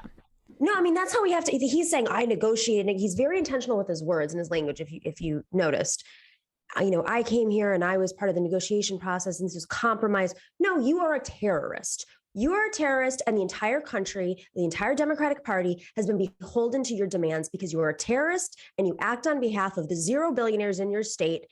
Maybe you're on the track to be a billionaire because of your insider shit. This is, I'm not kidding. Like, I am surprised that Kirsten Gillibrand has not taken a jackhammer to his head at this point. I'm serious. She was trying to physically stop him the other day on the Senate floor because they were negotiating paid leave, and he was trying to go talk to a Republican senator, I forget who, and they were in the middle of things, and it's just like he doesn't want to engage on any of it. Nope. I keep coming back to this, but the ultimate failure was the Biden administration and arguably Schumer and Pelosi. But the Biden administration could have forced them into this situation to not have done this within weeks after the COVID relief bill. Inviting the Republicans into the White House to negotiate was the beginning of the end. Even though they were claiming at the time we learned the lesson from the Obama administration, they really didn't. It really didn't. And it wasn't just a function of the Republicans you don't let in. You do not give opponents time to marshal their forces. That's right. Whether it is, Joe Manchin getting on a Zoom call with members of No Labels to say, like, sweeten the pot for whomever is going to run out, whether it's time for McConnell to talk to Joe Manchin and say, like, if you ever decide to come over here, this is what's going to be awaiting for you, so that Joe Manchin has like some type of, can put that test balloon up of like, I may go into the Republican Party. I mean, on and on and on and on. And they blew it. They blew it. They extended the first 100 days. And on some level, like, my experience with all of this is just sort of like, you go with the first instinct you had before you start getting caught up in stuff. And that was like, he's got a second 100 days. And if it's not done within the first 200 days, it's not going to happen. And that's basically where we're at. That's the first failure. And the second failure is that they were committed to the process playing out without really any much White House interference. Hey, you guys go figure this out, right? And we're gonna contract this out to Bernie, and he will be the budget chair, and then maybe we'll find some way in the middle. And they underestimated, and maybe we're not active enough in getting out ahead of this and publicly pressuring Manchin and Sinema from the outset and setting the conversation and selling the bill to the American public in an effective way, where it wasn't like, hey, Bernie, do the dirty work as the Senate budget chair and just like hope that we can meet somewhere in the middle, because the Senate, that's what they do. They compromise, right? No, like the Biden administration chose to underestimate or like not really care. I mean, I'm being generous there, that the forces and the power and the shamelessness of the conservative wing of the party. And frankly, that's because Biden's a lot closer to that wing than he is to the Bernie wing. And I think, that's interesting you mentioned Bernie, because, I think all of us and maybe the majority of Americans right now see Manchin and Sinema as the, the obstructionists in this process. But I have no doubt that when the time comes, whether it's behind closed doors, a whisper campaign, or through someone like Joy Reid, they're going to blame this on Bernie. They're going to blame this on Bernie, that it wasn't from the beginning. It was not set out properly, that, he went too hard, that they really leaned in on him to take over the process. But, we have to be prepared to say, no, not this time. This is the Biden failure. I think that's why we saw the progressives cave, is because they know this is coming too. And they're having, this is completely a rear guard, a move on their part. They know that they're going to get blamed for this, because to the extent that there can be, and I don't know what the, let's just talk about this. Like, what are the costs of them being blamed? Right? On one hand, it seems ephemeral, right? Like, there is no cost here associated with it. But the next time in a primary, in a Democratic primary, or the next time you have a Bernie who could beat a Joe Biden, where the narrative is like they can't get anything done and blah, blah, blah. This is what gives the conventional wisdom. Now, on the other hand, that's one argument that I have. Like, I'm of two minds of this. On the other hand, it's like, it doesn't matter. It doesn't matter what the reality is. The bottom line is, how do you get more progressives in there? And so that the conventional wisdom just gets steamrolled. I think we might be at that point, though. I think the public right now, like, they might attempt to do that through a greater narrative, but I don't think it's going to click. They might buy ads. The right wing might, be coming back like they are right. You see it right now with Democrats across the country, coming out and supporting the NYPD. I just don't think, or the police force, I don't think it's going to click. Like, there's always this, like, let's take back the narrative approach from the centrists, but I think the stakes are just too high right now that they might go out there and say, Bernie's big budget, bill, we gave it a chance and it failed. And now you have nothing, because this is what happens when you go too far left and you want it. But I think people see it's Joe Manchin and the hundreds of millions of dollars his family makes. They get it now. They get it now in a deeper way. And that's the problem with the Biden administration, is this is not Obama. You're going to get called a socialist no matter what. We know that. So why didn't you start from the beginning and go aggressive? Because the Republicans are not your friends now, and you've made that very clear that they're not your friends in the last few weeks. Yeah, I mean, they should have gone earlier also to prevent Sinema and Manchin from getting a toehold. I mean, we've seen how they roll, and they wanted to delay and delay. I mean, I guess there is. So, I mean, from your perspective, does it make sense for the progressives to be voting for the bipartisan infrastructure bill at this point? Like, do you pass that bill from a policy standpoint? There's some decent things in it, some stuff that's really actually sort of sucky. I mean, and some of it is investing in an infrastructure that is contingent upon hydrocarbons and fossil fuels.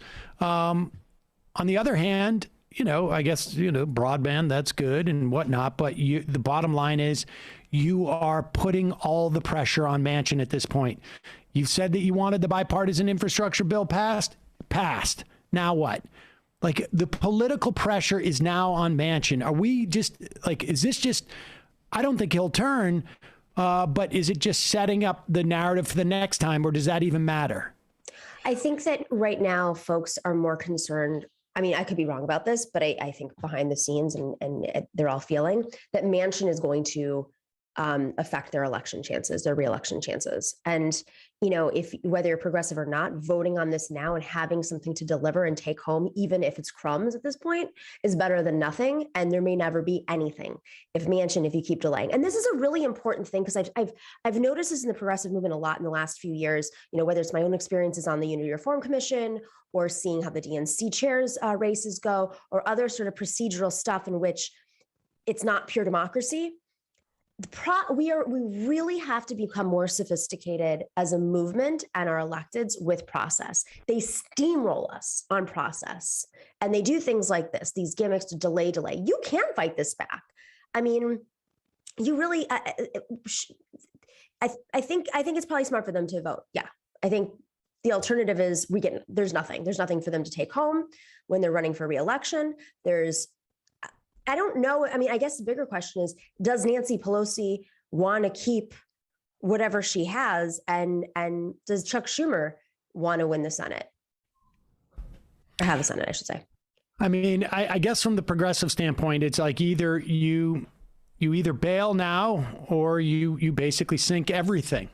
And that's what I'm saying. It's kind of like I hate to use our favorite person, but it's the opposite of force the vote, actually. Do you know what I'm saying? Like, this is the time to vote, or else you're not going to have a vote. And if you're going to pass it, this is the moment. Right. Better to do it now when it's sort of the focus is on Manchin, as opposed to the narrative turning to you being pressured. I mean, because it doesn't feel like, I think from the outside, it doesn't look like they're being pressured that much. Meaning you to want have this them, vote. You want that, like, you want to make it look like the decision was made from a position of strength, and that you are also still in tandem with the Biden administration's agenda and their desires. And like, Manchin looks like the one who's trying to blow everything up. Right. Which is really smart for them. You say Biden's administration. That was very smart on their end to come out and keep saying this is Biden's agenda. This is Biden's agenda. I agree with you. I mean, I don't envy their position here. I mean, I think that they maybe could hold out a few more weeks, hold out a little bit longer. They're not going to, though. I mean, and maybe Pramila Jayapal understands that the 50 plus votes that she had in the Congressional Progressive Caucus before may not be there now that this pressure is mounted. I don't know. Well, I think you want to do it too before theoretically Virginia, because if Virginia goes sideways, then the pressure becomes immediately on the progressives to not deliver the bill that nobody in Virginia gives a shit about anyways. Terry McAuliffe, who's siding with Republicans. Really cool. Said, think a lot of this crap is on Jayapal, and I think she's ready to cave. Well, I think she already has. She's already caved. I'm not convinced. I don't know what you mean by it's on Jayapal. I'm not sure what the difference would be. I mean, it's really either you decide you're not going to vote on you're not going to do the bill, or you are. And I don't know how much Joe Manchin's invested in that infrastructure bill anyways. I don't understand why the crap's on Jayapal and not Nancy Pelosi. I mean, from Congresswoman Jayapal had that interaction with Nancy Pelosi and it did not go well. So clearly they're pushing leadership to do their jobs and they're not. So, if the crap should be on anybody, it's Senator Schumer. Yes. I mean, it's literally Senator Schumer at this point. It's Senator Schumer. Well, Militant Apathy asked a question on the IM. If there was no Warnock and Ossoff, what would the political landscape look like now? We'd have no path. It would be frozen, even more frozen, except it wouldn't be so obvious that it was the Democrats. We wouldn't have got to notice how corrupted by money they are. That's frankly the best thing about giving Democrats power is they prove that actually the things that they run on, they have a very thin commitment to. Yep. Imagine if there were no Manchin, who would be, and no Cinema, who would be, holding out, who'd be next in line. Because there's a line. But those are different. Warner's doing it, but just behind the scenes. I mean, that's why he's teeing up the let's blame progressives already. Yeah. That's where they already knew. I mean, this is like why splitting this into two parts also was a fatal flaw. Yep. And let's blame Schumer. Yeah. And that's also on the White House. Because it allowed for the Manchin Cinema wing to plus Warner to have negotiations with zero progressive input and then double dip and cut the social spending priorities down to a fraction of what they used to be. And so it's playing exactly into their hands. They don't want the social spending package to pass at all. I don't think they do. That part of the party. That's how cruel do you have to be? I mean, this is the moment. I still don't understand. I always thought there was one moment they would just cave a little bit because society is in utter decay. But no, let's just make it work. How bad? I mean, Elon Musk literally be pulling these stunts while senior citizens are eating cat food. That was the major comment from 4 years ago during the platform committee meetings was Democrats weren't willing to expand Social Security after hearing senior citizens talk about eating cat food. And they were like, vote it down. They are arguing over who's going to be prom king while the school burns around them, or while everybody else. I guess they'll be fine, but it's as the world burns. I guess it's office politics and then also corruption, and that's all they can see. That's why they think, or are publicly saying that right now voters in Virginia are voting on the passage of the bipartisan infrastructure bill because that's how myopic this becomes when you're in power. Their priorities are getting people's ass back to work right now. That's basically what they're into. They're freaked out about inflation. They want to keep the heel on people's neck. I'm not even convinced that's it because, frankly, the economy is by any measure is booming. You're getting more people are getting back to work. Unemployment claims are down. The stock market is booming. That's what I'm saying. They don't think of all the things like people eating cat food. Oh no, they don't ever care about that. Right. They don't ever care about that. I think that but I don't know that the agenda of people like Mark Warner or Chris Coons has really changed dramatically in any way or the other. I think they're mainstays. I think that they would not. I don't think a Warner or a Coons, though, is positioned to do what Manchin, and I don't even think Cinema is positioned to do what she's doing, frankly. She just, I think woke up the other day and was like, I may have made a mistake here because I thought something else magical was going to happen. I think the other, the sort of the business-oriented ones, they know that they've got millions to make. And they're not going to burn the bridges that Cinema has. Manchin knows where his bread is buttered anyways. He's going to go and he's making tons of money as a coal baron. He's a servant for the fossil fuel industry, which is separate from what Warner is trying to do. Yeah, he's got his his connections. But if you look at someone like Cinema, I think she had to backpedal, right? Even coming out with stuff that she knew was dead in the water, but she thought that she could salvage something. She hasn't. I think she's like, I love paid leave now. I want that. I think she's done. I think Cinema is done. And I don't know, I don't know what job she gets after this. That isn't like maybe a commentator on maybe she's like on the 5 or something. Oh my God. Honestly, but Coons and a Warner, those guys, they wouldn't alienate the rest of their caucus in the way that Manchin is willing to do, because their future lies in lobbying or getting on the board of directors on a bunch of different corporations, and they need to maintain relationships. And I don't think that there may be a thing or two in there that they would want to massage, but this is the thing that's interesting. We always say that, and that makes sense for Congress members because the turnover is higher. The turnover is not very high in the Senate. I think they just want to live their lives like in the Senate, and maybe their family members are making the money like Joe Manchin's daughter does. Well, that's possible. That's possible. But I mean, I'm thinking Evan Bayh, right? I'm thinking people like that, like guys who just basically say like, you know what? I don't want to be in the minority because they're going into the minority, and I don't want to go in the minority. I'm just going to go or Chris Dodd, I'm just going to go and be, have more fun, go to more parties and not worry about, whatever it is that I'm doing and getting caught at it and going out and just making the big bucks. I have a question. If Schumer were not the leader, who do you think would be the leader of the Senate right now?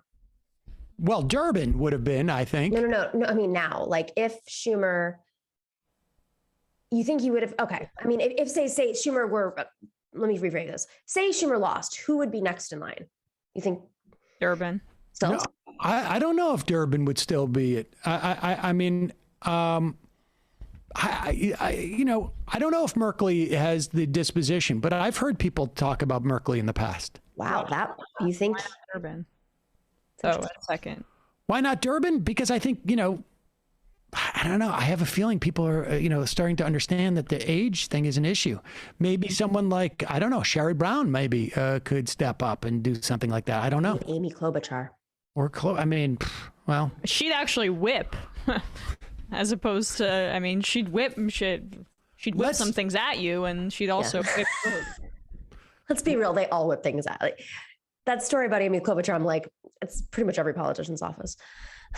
Let's take a look. This is a clip that's been uploaded by The Good Liars. And I love them. I had drinks with one of them yesterday. Jason, he's doing great work. Yeah, really great work. Good shout out. We had those guys on way back when, didn't we? Didn't we have them on? Yeah. Like the last cycle, in the 2016 cycle. No, also when I was here. Oh. Yeah. We did? Yes. I have no recollection of that. Okay. But here is The Good Liars. And this, I think, really shows you what the Virginia election is about. And it's really just going to be a question of, certainly they're more enthused. It's just a question of whether they are, whether there are more of them who are enthused than normal people in Virginia. What's the most important issue in the governor's race here in Virginia? Getting back to the basics of teaching children, not teaching them critical race theory. And what is critical race theory? Well, I'm not going to get into the specifics of it because I don't understand it that much, but it's something that what little bit that I know I don't care for. And what have you heard that you don't, well, that you don't like? I'm not going to,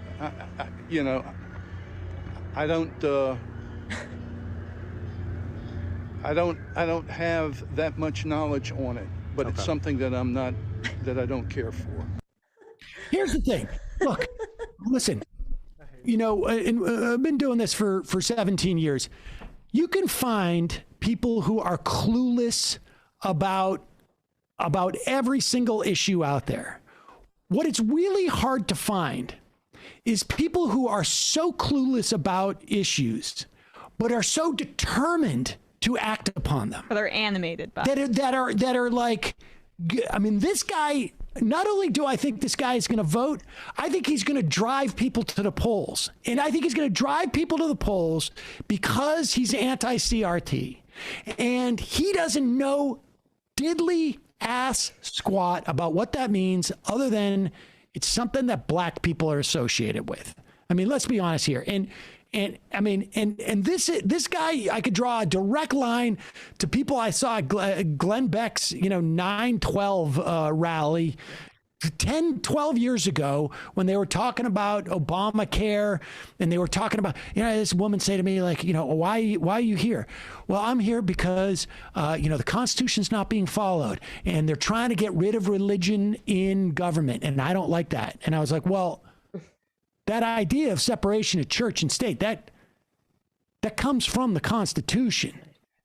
And she was like, well, to be honest with you, I'm taking a course on the Constitution in October, and I haven't done it yet. And I'm like, well, what if you take that course, you find out that, the reason why there's a separation of church and state, it's in the Constitution.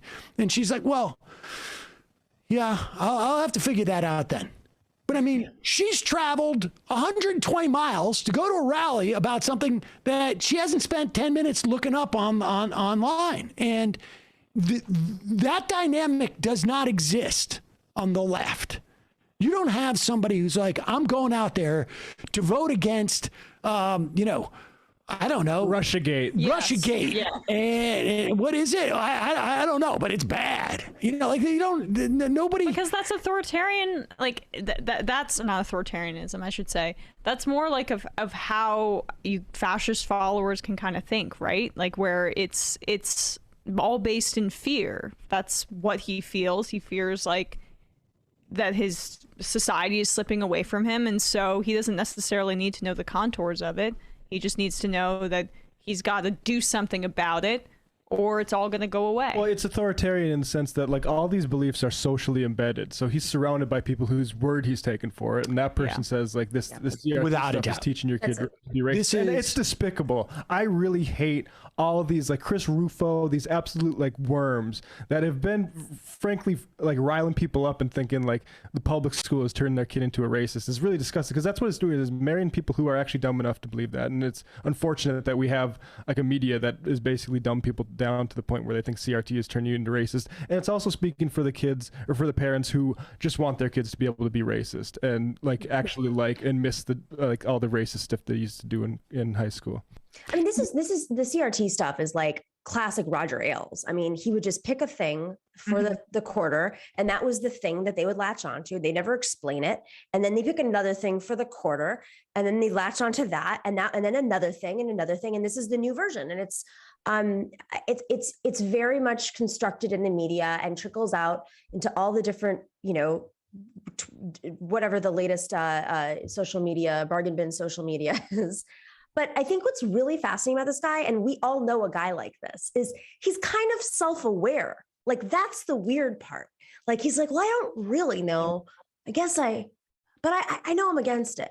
He may not want to say like, oh, the really like racist stuff on camera, that he like kind of understands what critical race theory threatens for him. I actually think it's no one has ever asked him that question. And that too. I don't think anyone has ever asked him what's wrong with CRT. I think everybody around him, he says it, and nobody's ever asked him like, what is it exactly? Yeah. And I mean, you talk about identity politics, or you talk about virtue signaling.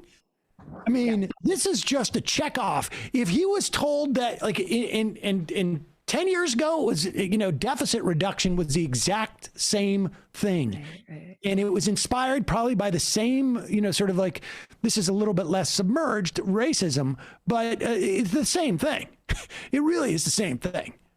I'm not voting for the party of the black people is basically what this is coming down to. And I also just want to point out, like you mentioned, that this is a Roger Ailes type project. And of course, like this is all coordinated with Fox News and downstream from them. But reporting also indicates that anti-mask and the CRT stuff is coming directly from Koch brother related organization and right-wing money. So that's like a huge part of why they're able to astroturf and get all of these people so riled up.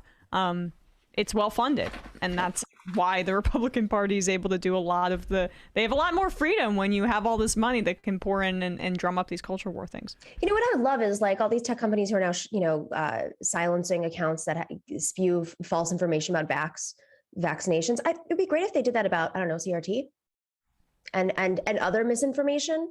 I mean, look, places don't have editors. Yeah, the problem is at one point, you know, like I don't like slippery slope arguments, but at one point, you know, you have to allow disinformation and misinformation. You know, with the vaccinations, it really is a life and death type of situation, and you're talking about implicating society. But so is this. Maybe not as directly. I mean, but I don't think so. I just don't think it's the same. You can't. I don't think, like, you know. They don't know what CRT is, but I mean, like, you know, I don't know. Like, at what point do you stop? Like, the point is, I think the point is that what's the limiting principle on what? I think you should listen. Let's just get some face masks that say they're being censored and just hand them out to all these people and tell them, when you wear this mask, you have to be quiet, and that's it. Or you can just get them to wear the mask. That's really what it's about. They're like, I have to wear this mask and shut up. What? I mean, look, I personally, I don't even think that you know, and I say limiting principle in terms of, like, you know, what these companies can and cannot do is just a sort of a personal opinion. The only way to deal with the companies censoring things and to prevent it from being problematic is to break them up in such a way so that we do not have privately owned, you know, public spheres of communication. I just don't think it's, I just think social media is it's just one of those things. Like, I don't know, I'm trying to think of like what we've invented that turned out to be not such a great idea. I don't know what that would have. Nuclear bomb. I don't know. Maybe. Yeah. Nuclear weapons is another one. Another thing. Tom from MySpace, just like Einstein, is going to come out and be like, I'm sorry, guys. I really didn't mean to create this. This is, or Al Gore. No, I mean, but it goes back to the algorithm stuff where it's humans write a mathematical algorithm. And if those humans have a perspective and it just, you know, it just grows out of proportion. And I think what they don't like is when they think it's being censorship. There's no censorship. It's breaking them up. That's the debate Dave Rubin did not want to have. Oh, yeah, well, he wouldn't break it up, because that means it's also a principle that you could apply to other companies and this and that. He just wants to, he's just arguing who gets to make the decision, not whether the decisions in and of itself shouldn't be made or should be made at any point. And I don't even know if he has that level of sophistication with it. But the bottom line is that these things are, you want to inhibit their profitability. You want to inhibit their profitability. And you want to inhibit their ability to concentrate the wealth and the power. And I think what you would also do is say, like, well, you know what, algorithms, this is not a space in which you can't do them. Like, you want individuals to do it. You want individuals to moderate. That's all right. But the bottom line is they don't want people working on these things because that's going to be too expensive. And they don't want this inhibition of their growth, because then there's going to be no pressure on Joe Manchin to do anything with that bill. And that's why I think the Congressional Progressive Caucus has made the decision to do this now, because the pressure will be enormous on them to pass the bipartisan bill. And they would rather do it from a position that of perceived somewhat strength, rather than one where they're being completely, leveraged. Mm-hmm. Because if, I mean, that's basically the calculation, is my guess, that they're making right now. It'll be interesting to see if, obviously, if Youngkin wins. But also, it's a win-win for them if Youngkin wins and if Youngkin loses, because then they get to keep talking about it's stolen. It's the illegal. You know what occurred to me was how flippantly he said it. He says it, right? Because how bluntly there were he says real it. questions about what went on in Ohio in 2004, this being the anniversary of George W. Bush's win. Or the win before and that. supposedly, John Kerry expressed that privately, that they had some genuine concerns about what was going on in Ohio. You had weird voting machines. You had another Secretary of the State who was also the chairman of the George W. Bush political reelection campaign. This is a Secretary of State. Right. I mean, there's a little bit of well, every time they lose, they think they were going to win. Remember Karl Rove, the famous incident, and then also this recent Arizona call. Like it's like they are expecting. They're really surprised. They're expecting a play to be called. Right, and now, I mean, who knows? But supposedly, Kerry was, don't want to undermine American democracy and this and that, and how easily the thing is jettisoned. And we're in this new era, and then it becomes even more incumbent upon some of these Democrats to be the ones who salvage democracy. It's not working that way. You cannot leave a vacuum if you do not. If you do not hold people to account, I mean, I've come to firmly believe this, both on a political level, even on like a personal level. I mean, I've noticed this. If you do not fill a vacuum when something like this happens, when anything like something wrong happens, if you do not put down a marker, if you do not hold people to account in some fashion or another, it will come back and metastasize. And there is, could you argue it metastasized in that Kerry example with Gore kind of rolling over during the 2000 election? Gore's rolling over, metastasized into Kerry, into 2016, into 2020, into 2024, into what we're seeing internationally with Bolsonaro, who's setting the same thing up in Brazil. There was another example internationally yesterday. I'm completely blanking on. All right, Matt. I thought the Trevi Fountain one. You were my crutch. No, I'm forgetting. But Bolsonaro is at least being tried. I mean, he's not with their broken legal system. What I think is interesting is the Democrats simultaneously find these ways to kind of band-aid it by putting, as much as the Democratic Party has completely zapped from local elections, which is a vacuum, by the way, because there's nobody running and there's no party. So obviously the Republicans are going to take over. They've put a lot of money into their legal defense funds. So it's all about defense. Like they have been so clear with their message that this is the party of defense. That's what the Democrats are. D is for defense and nothing else. Sometimes they win, but most of the times they lose because they're on defense all the time. Yeah. I know this from sports. If you play scared and you're playing the Kansas City Chiefs, it's going to come back to bite you.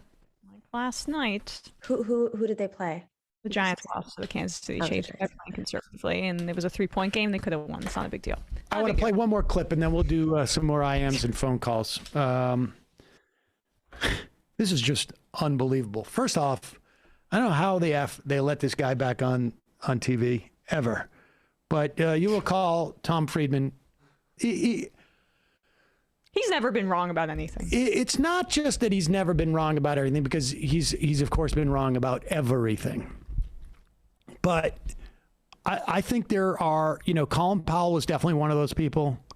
But Tom Friedman, more than, if you took 20 people and put them in a room, or I think even if you put 10 people and put them in a room, and as to what helped in the march to the illegal invasion and occupation of Iraq, costing the lives of hundreds of thousands of people, and you took 10, and you wanted to pick 10 people to be in a room, maybe 20, to be in a room, who, but for those people and what positions they took publicly and how they espoused it, that war wouldn't have happened. Thomas Friedman would be in that room. Well, certainly maybe the number one person outside of the Bush administration. I mean, arguably, Judy Miller did some work, and there's a couple. But it cost her. It cost her. But it cost her. Right, Yeah. right. Bill Christoph, and it didn't cost him. There were others. Non-lawmakers, I should say. Friedman probably tops the list. Friedman's pretty darn close, because he convinced a lot of New York Times readers, oh, this must be the thing to do. Oh, so did Judy Miller. Well, Judy Miller did too, but like you say, she paid some bit of a price. Here is Thomas Friedman. I mean, I can't. I don't. This is almost like it's his take on how climate change is going to be fixed by, you guessed it, the almighty market. Oh my God, look at him some too. situations that the president has been put in conflict. President Biden was asked at the press conference last night, look, you are asking countries to reach these new standards, these new Paris Accords, and to do more on this front. At the same time, you are asking the Middle East nations to pump more oil because you need it. Prices are too high for your liking right now. That does put them at a weird juxtaposition. How do you solve both sides of that equation? Wanting to be able to make sure that people don't freeze, that they can drive their cars, that it doesn't cost too much. Oh, and by the way, we don't want to use any of these fossil fuels again. It's a weird position. Well, you know, Beck, it really is kind of a depiction of the core problem we have here. So we started out by saying we're not going to do anything on clean energy, let's say, 15, 20 years ago. Then we moved to we'll do what's ever easy. That is whatever will be easy for me as a politician and not put any stress on my consumers or my industries, and really not ask anyone to do anything hard as for the next generation. The next step would actually be asking people to do things that are really hard. And the next step would be doing things that are urgent. So we're stuck in stage 2 here. Everyone's ready to do kind of the low-hanging fruit. But when it comes to asking people to do anything that might crimp my economy, by the way, this is understandable, and really maybe even diminish living standards, no one's ready to do that. And the contradiction you pointed out there is just a manifestation of this.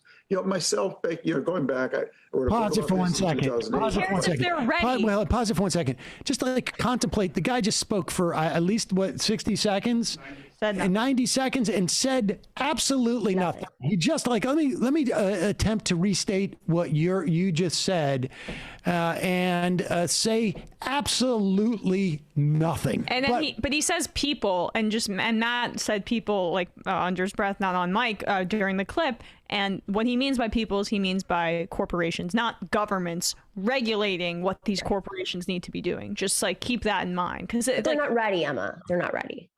They're not ready. I didn't know. It actually it's polling low or something now. People just need right. We're stuck in stage 2.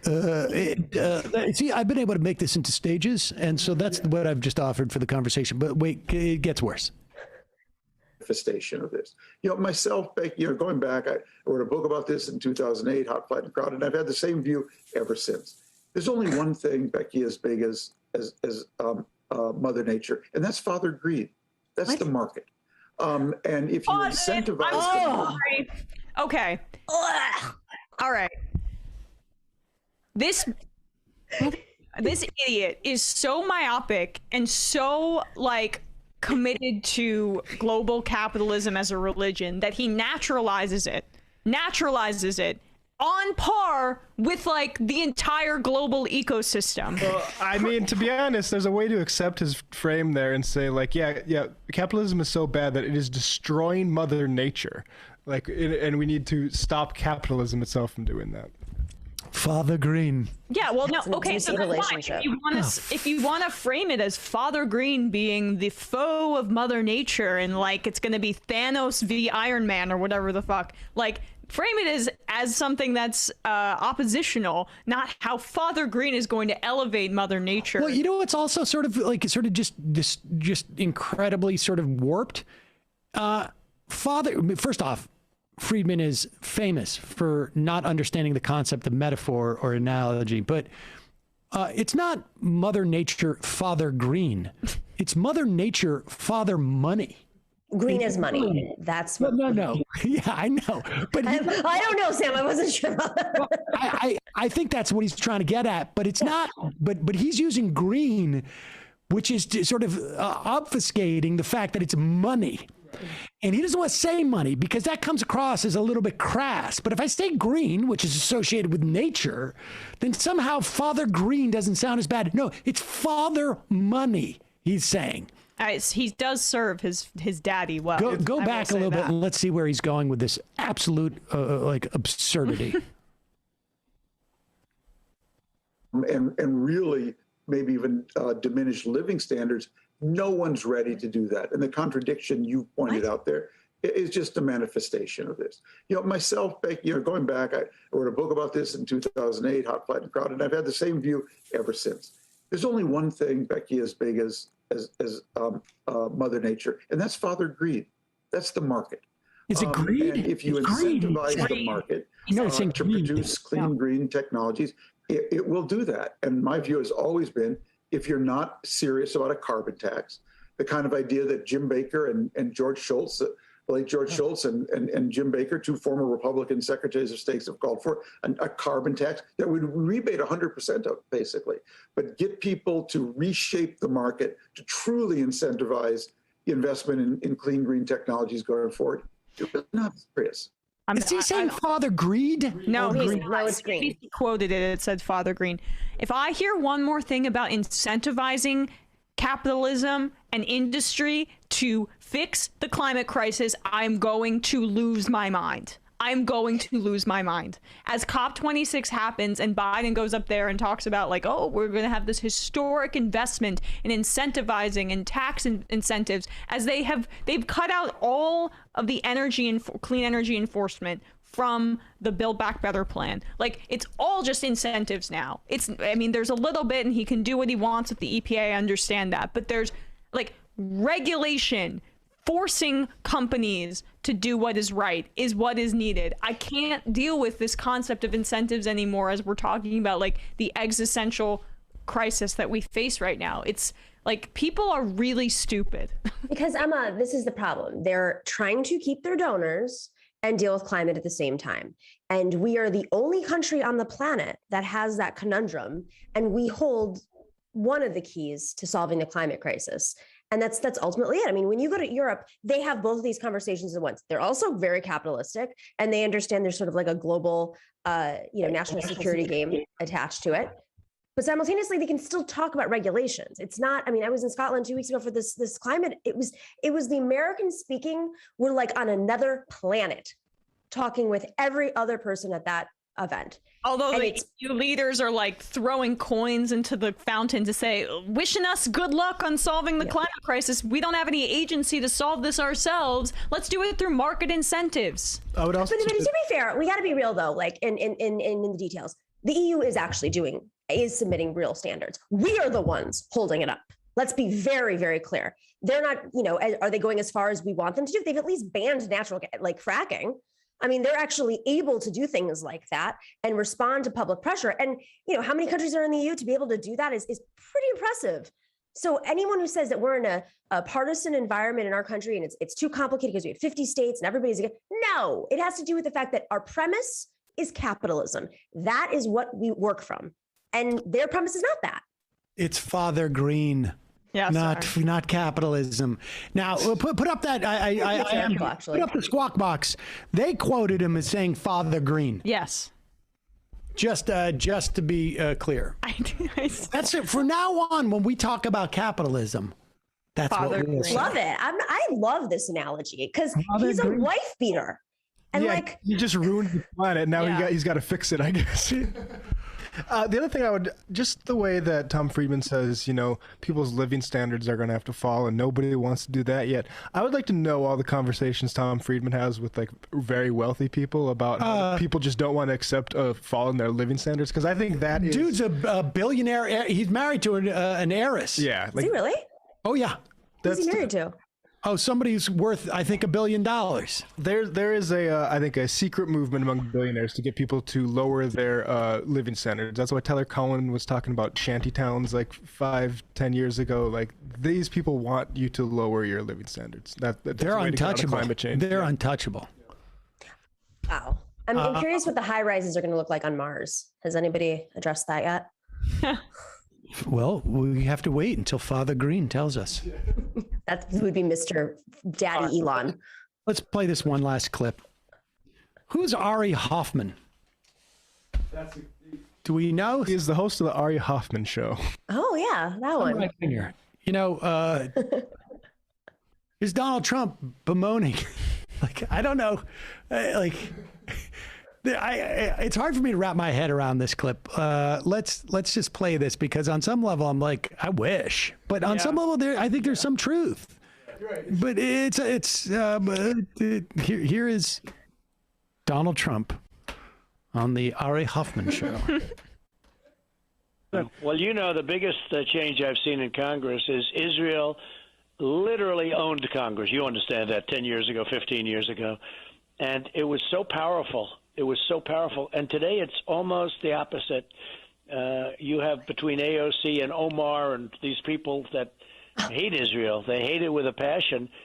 They're controlling Congress, and Israel is not a force in Congress anymore. It's just amazing. I've never seen such a change. And we're not talking about over a very long period of time. But I think you know exactly what I'm saying. They had such power. Israel had such power, and rightfully, over Congress, and now it doesn't. It's incredible, actually.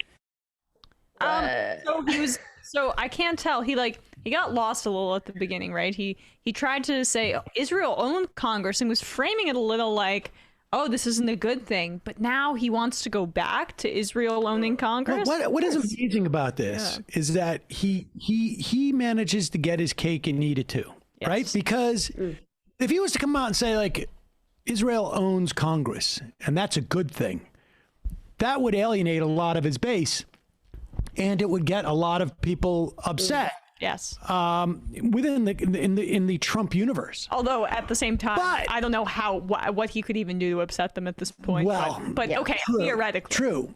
There would be some commentariat who would say, like, well, this is a wrong dynamic if Trump was right. And of course he's not. But, it's one of those things.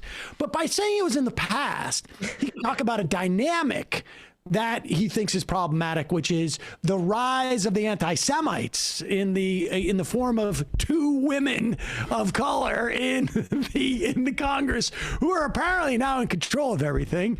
And the amazing thing is that I think, yes, Israel did more or less own Congress 15 years ago. B, I would say that dynamic is shifting. They still have a lot of power within Congress, but it is definitely shifting, and it's definitely shifting on the Democratic side. I still think we're another 10 years out, but the change from 10 years ago to now, another 10 years, and I think we're going to see where, the funding of Israel is really sort of not a foregone conclusion if Democrats are controlling things. And so it's fascinating, but he manages to do to hit every single box in there. I'm still going to appeal to the anti-Semites who believe that the Jews are controlling everything. At the same time, I'm also going to appeal to the people who are afraid of anti-Semitism in the form of women of color, and I've hit every single base there. He does that all the time. He did that with the Iraq war was so stupid. We have to get out of all of these foreign wars. Here's the mother of all bombs within the first few months of my presidency. Right, and let's torture go. every single person that we can. And you know what? It's interesting. He's going to run. Adam Gentleson had a tweet to this effect. He's going to run on parental and sick leave. He's going to run on that. He's going to adopt that policy. Did you notice Meghan McCain? Did that with healthcare. Oh, he's going to definitely run on it. No, but this is interesting because some Republicans are now echoing this too. I mean, granted, Meghan McCain's not a Trump person, but she's been like she tweeted out a bit, how can we live in a society where government is so ruthless that they don't provide, paid family leave it was her thing today or yesterday. Yeah. Ask your dead dad who would have voted against every opportunity to do that. Ask your husband, ask everybody you seem to be in contact with, except for the former workers on The View who have a disposition. I mean, give me a break. How is our government so cruel? Are you kidding? The only reason why anybody knows her last name is because it's built on that foundation of preventing government from providing those services. But Republicans, you watch it, they're going to start echoing this. Without a doubt. Hey, am I the only person who remembers in 2010 they ran against Obama cutting Medicare? Yeah. They're doing ads right now. You saw that ad about how Joe Biden's squeezing your Medicare. Not sure what squeezing means. It could be like a romantic squeeze, or it could be a squeeze till your eyes pop out kind of situation. But all right, we get time for one more phone call. I'm sorry, folks. I know. One phone call. One phone call, and then we'll go to the IMs. You're calling from a 908 area code. Who's this? Where are you calling from? Oh, I may have time. Hello, this is, yes, hello, this is Sarah calling from New Jersey. Sarah from New Jersey. Election in Jersey today. Yes, it is. I'm actually not in the state at the moment. I haven't lived there in years, but my mom is down there now. We're trying to see what we can do. Oh, so Sarah, not really from New Jersey. Well, you're from Not New Jersey. really. Whereabouts? You're always from New Jersey. You're never not from New Jersey. Whereabouts, Sarah? Let me just ask you that. Union County. Okay. Cranford. We moved around a lot when I was little. Gotcha. What's on your mind, Sarah? No, I'm just kidding. Yeah, so I wanted to call in today to talk about kind of the symbolism of the Kyle Rittenhouse trial, which is like going on. So there's been a lot of violence around the country at the hands of these like MAGA cultists, right? I know people in my friends group who they have brain injuries, right? Like I myself was injured really severely by Trump supporters actually in Boston. And this is like a pretty, excuse me? I'm sorry to hear that. Was it like at an event? Yeah. So like nothing ever happens to these people, right? Like these are like, most of my friends group are like middle-aged folks. And like, we're literally being beaten on the streets for years by folks like Kyle Rittenhouse, right? Like these are young 20-something, like usually business majors, and they're literal fascists. And they come and they have these free speech rallies, and all of these like Democrat mayors just let them come. And like, they just have been wrecking havoc and violence for so many years. It will be interesting to see if at least a shred of accountability takes place. Right. I mean, I have no sense of what's going to happen in that trial, but in broadly speaking, my guess would be no. There won't be. There will not be much by way of what do you call it? Of accountability. Well, this is why, I mean, what happened in Minnesota, I mean, why it was so significant. Keith Ellison is the AG of Minnesota is, you know, this is progressives need to run everywhere. And we need to have people who are not beholden to their police forces, because if we're going to rely on mayors, Democratic mayors across the country, they're completely beholden to the police force, which is, of course, you know, a pipeline for these, for much of this. So, you know, that in Boston repeatedly every time. Absolutely. Well, yeah. Are you still in Boston? Right. No, I actually had to leave. I was doxxed by fascist groups. Oh, geez. Like Super Happy Fun America and Resist Marxism. They actually called my family in Jersey with death threats. And so I had to leave the state after living there for 14 years. Oh, my God. Sorry to hear that. Be safe. Thank you. All right. Well, I appreciate you taking my call. Have a great day. Bye-bye. Thank you. Horrible. All right, that's it. More people should talk like that, though. Yes.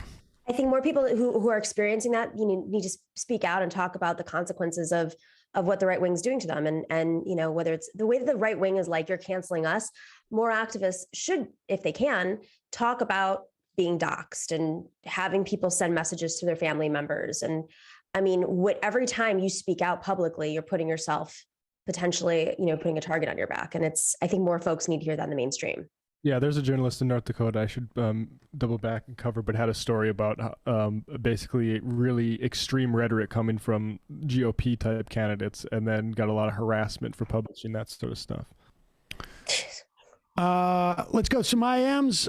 Harry from the Discord. Sam, it's my 30th today. Can I get 2 shofars, please? Oh, you get 1. 3. Ray Gun blacklisted hashtag. I'm not sure exactly what that's about. Between the 101 and the 5, big live show. You should call it the Big Live. I think paramount aspect of the infrastructure bill includes running new gas lines for all the gas lighting. He's trying to associate green with both energy and money at the same time and personify it as Mother Nature's counterpart. Dude worships Satan, indeed. Uncle Mike 07, that Good Liars clip is my political upbringing in a nutshell. My earliest political involvement was canvassing for Bush in 2000 as an 8-year-old in Iowa. Grew up with one and only Benny Johnson. Went to the Summit Christian Anti-Communist Indoctrination Camp 3 times. I made it out, but it's insane how many real friends and online followers I've lost because of it. Evangelical conservatives are complete idiots, but it's the culture in the vast majority of the country by land area. And questioning that culture is the same as questioning God himself. Left his best. New subscriber as of last week. Keep up the good work. And I'll give you a shofar. You might appreciate the biblical nature of that. Lefty band teacher, you guys got to do at least an audio version of the live show for MR members. We need that mass hole debate. Fierce deity. My conservative dad listens to Howie Carr pretty much every day. I swear to God, if you're telling me he's going to be at the show, no, they will not be Howie Carr. Pennyford, New Mexico. If you think it's best, if you think it's the best move CPC can make at this time, what, if anything, should we as progressive do to support, push the progressive agenda forward, specific to the Build Back Better, but also beyond? I mean, I'm at a loss. I mean, other than like, I would say, you know, if you're going to do stuff, let's say in the context of Twitter, which I think at this point, like it's really just hitting the narrative of making it clear that Joe Manchin is, you know, I'm a mainstream Democratic voter, and I can't believe Joe Manchin's doing this. And Schumer, by the way. And Schumer, yes. Because, you know, he's like in the state of New York, he is leaning in. I mean, the fact that he supported Andy Walton, by the way, remember it's election day for anybody who's in Buffalo and doesn't know. You know, he's doing all these little things to symbolize that really are inconsequential to him. Yep. So that he appears progressive. But the big thing here is he's holding up so much for so many Americans who've been crushed by this economy and much more, obviously. It's Schumer. The buck stops at him. Bugger Wolf, will the live show be broadcasted or recorded? We're still in negotiations about that. Glass Siegel, Kenosha prosecutor to jury. Oh, we talked about that. Eric from Iowa, I'm so tired of getting better than nothing.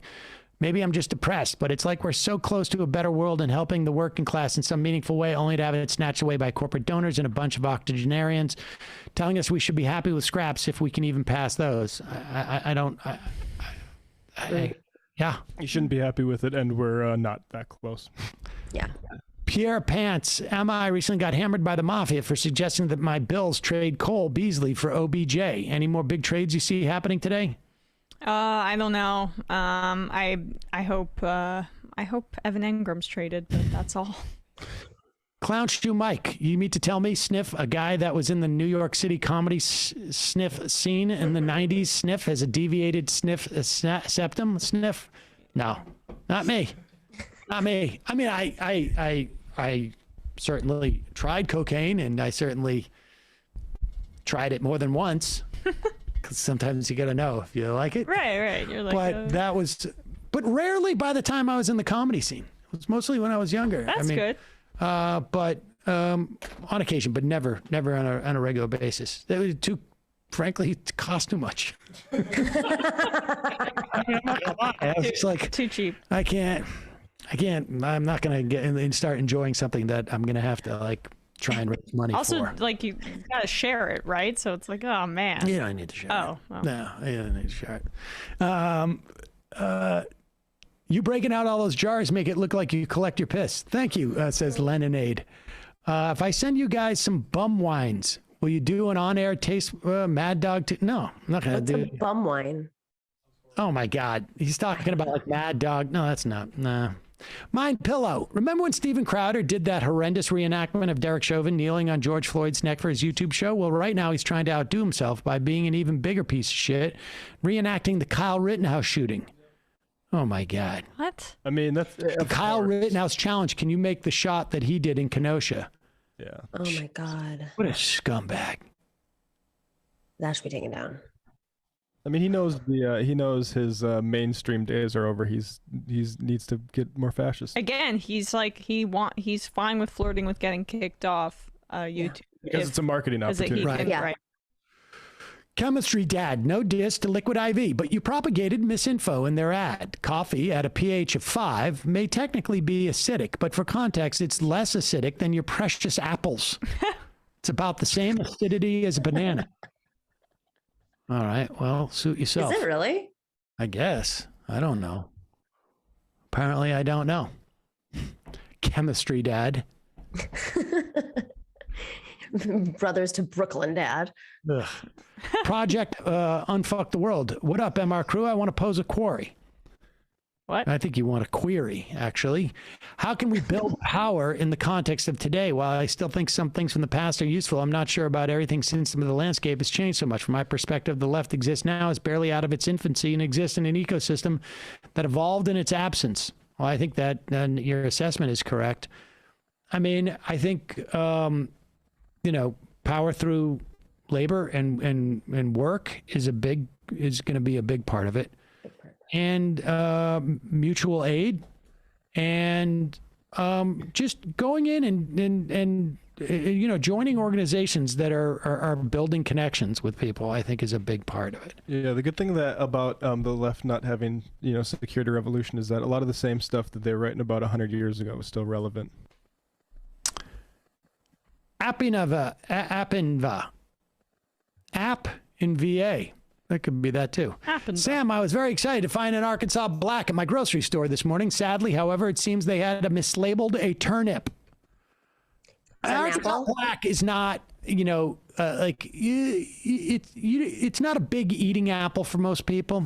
It's a pie apple. The reason why I like it is because you could take an Arkansas Black and you pick it like around now, end of October, you put it in your fridge, and that thing is still going to be hard in like March. But if you don't want to eat it, why do you care about saving it? You're going to find an apple in March? No. But you're not eating it. Well, you did in March. That's gross. All the way through. District Jabroni. CRT has been a big selling point for Republicans this year. Just wait until they discover that due to lack of budget, schools have been treating CRT televisions for years. Okay. Oliver Wendell Home Slice. Sammy, I'm putting together an iTunes album that I'm going to call Reverse ASMR. Track 1, Ted Cruz giving a speech on the Senate floor. Track 2, nails on a chalkboard. Track 3, you fucking Boston accent.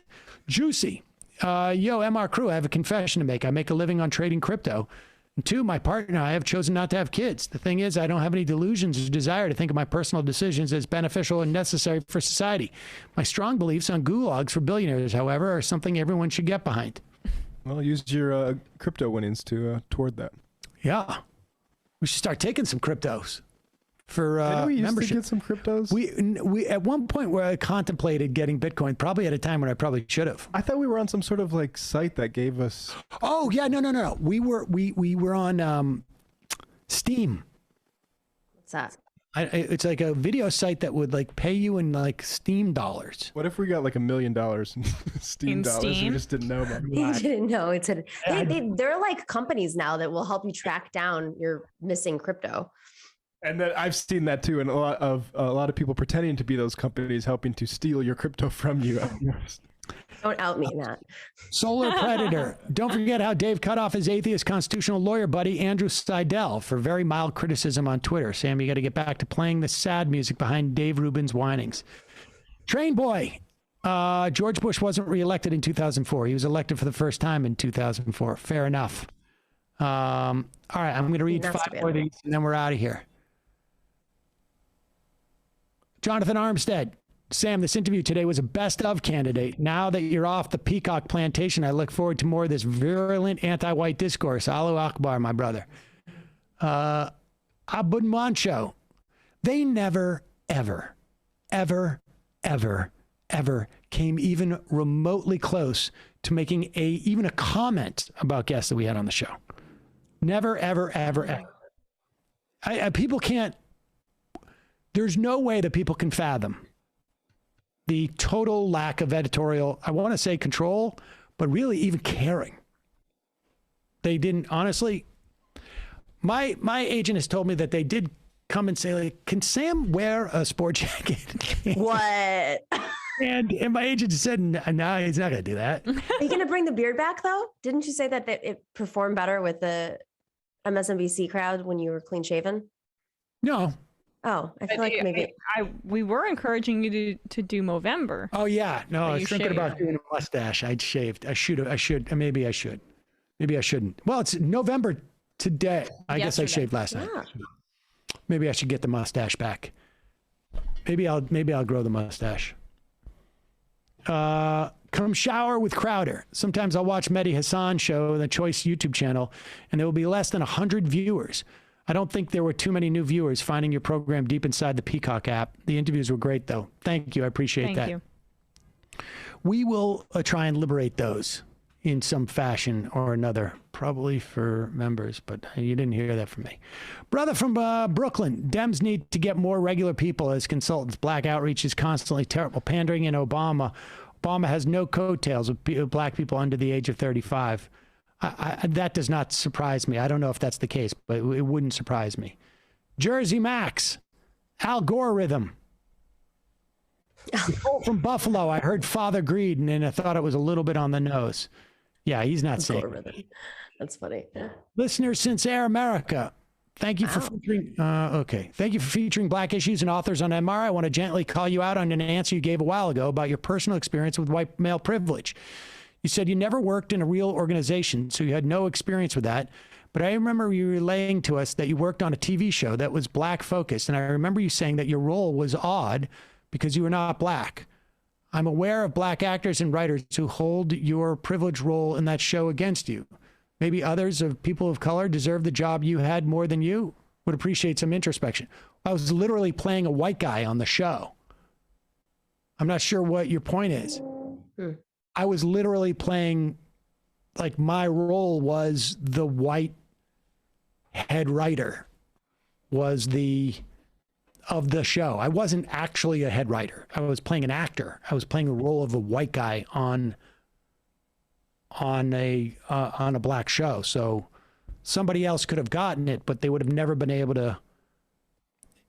It would have been hard for them to pull off the white guy role if they were not. Would have been a white interesting guy. though. If everybody. Yeah. What if you were just like a mysterious figure, and then you didn't actually have to get just a voice from the other room? I mean, the whole point of the show was just sort of like talk about the differences, like, you know, within the narrow confines of TV, black and white. So no, it's possible people of color deserve the job more than me, but it would have been hard for them to pull off. Chuck Schumer saying that they have a lower prescription drug price provision in Build Back Better now. How strong is it? We'll see. We'll see. I mean, it doesn't seem like it's allowing Medicare to negotiate, but we're giving coupons. So there's credits. that. Tax credits and coupons for your pharmacy. Listen, all you have to do is when you go in, into the pharmacy is you go in, you need to hop on your left leg, then you walk in. We haven't come up with the secret password yet, but you say it to the lady at the counter, and then you run around the block 3 or 4 times. Then you clip a couple of coupons. Oh, actually, the parliamentarian says we can't. Never mind. I didn't realize. All right, forget it. Provision's out. It's all right. Manchin wasn't going to vote for it anyways. Go India Walton.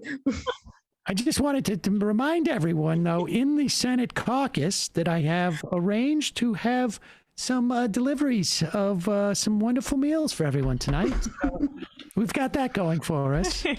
And can I take your coat? All right, great. Thank you for coming. Take your coat. That reminds. Donna Brazil did that actually. Concierge. He's like a concierge. Yeah, that's all he does. I'm just trying to make the Senate more comfortable for everyone. Joe, how's your seat? Is it good? All right. Everybody good? All right. The lobbyist in the back. And I'm going to be introducing my new bill to force automakers to make seatbelts a little bit more plush. That's what I've heard from the Baileys, that the seatbelt is cutting into their chest. And so my new bill is going to require a certain level of plushness on the seatbelt, and then, it's going to be better for everyone. So Out here working hard every day for New Yorkers. All right. Can you please turn that into an ad? Like, just stick around one day, have a green screen of him in the Senate. Please. That's him on the steps of the Capitol talking about the plushness of the seatbelt. With a press conference, of course. Jamon Raps. J-Man Raps. Hey, guys, big win for my Raps over the highly overrated New York Knicks last night. Okay, there we go. Here we go. Yeah, wow, keep up the great work. Thank you. Sorry, just love you. Mark the Shock. I live in Jim Jordan's district. These people will be against CRT, if only because it's another liberal scam to destroy America. This sounds overly simple, but I'm being serious. And the final I am of the day. Let's see.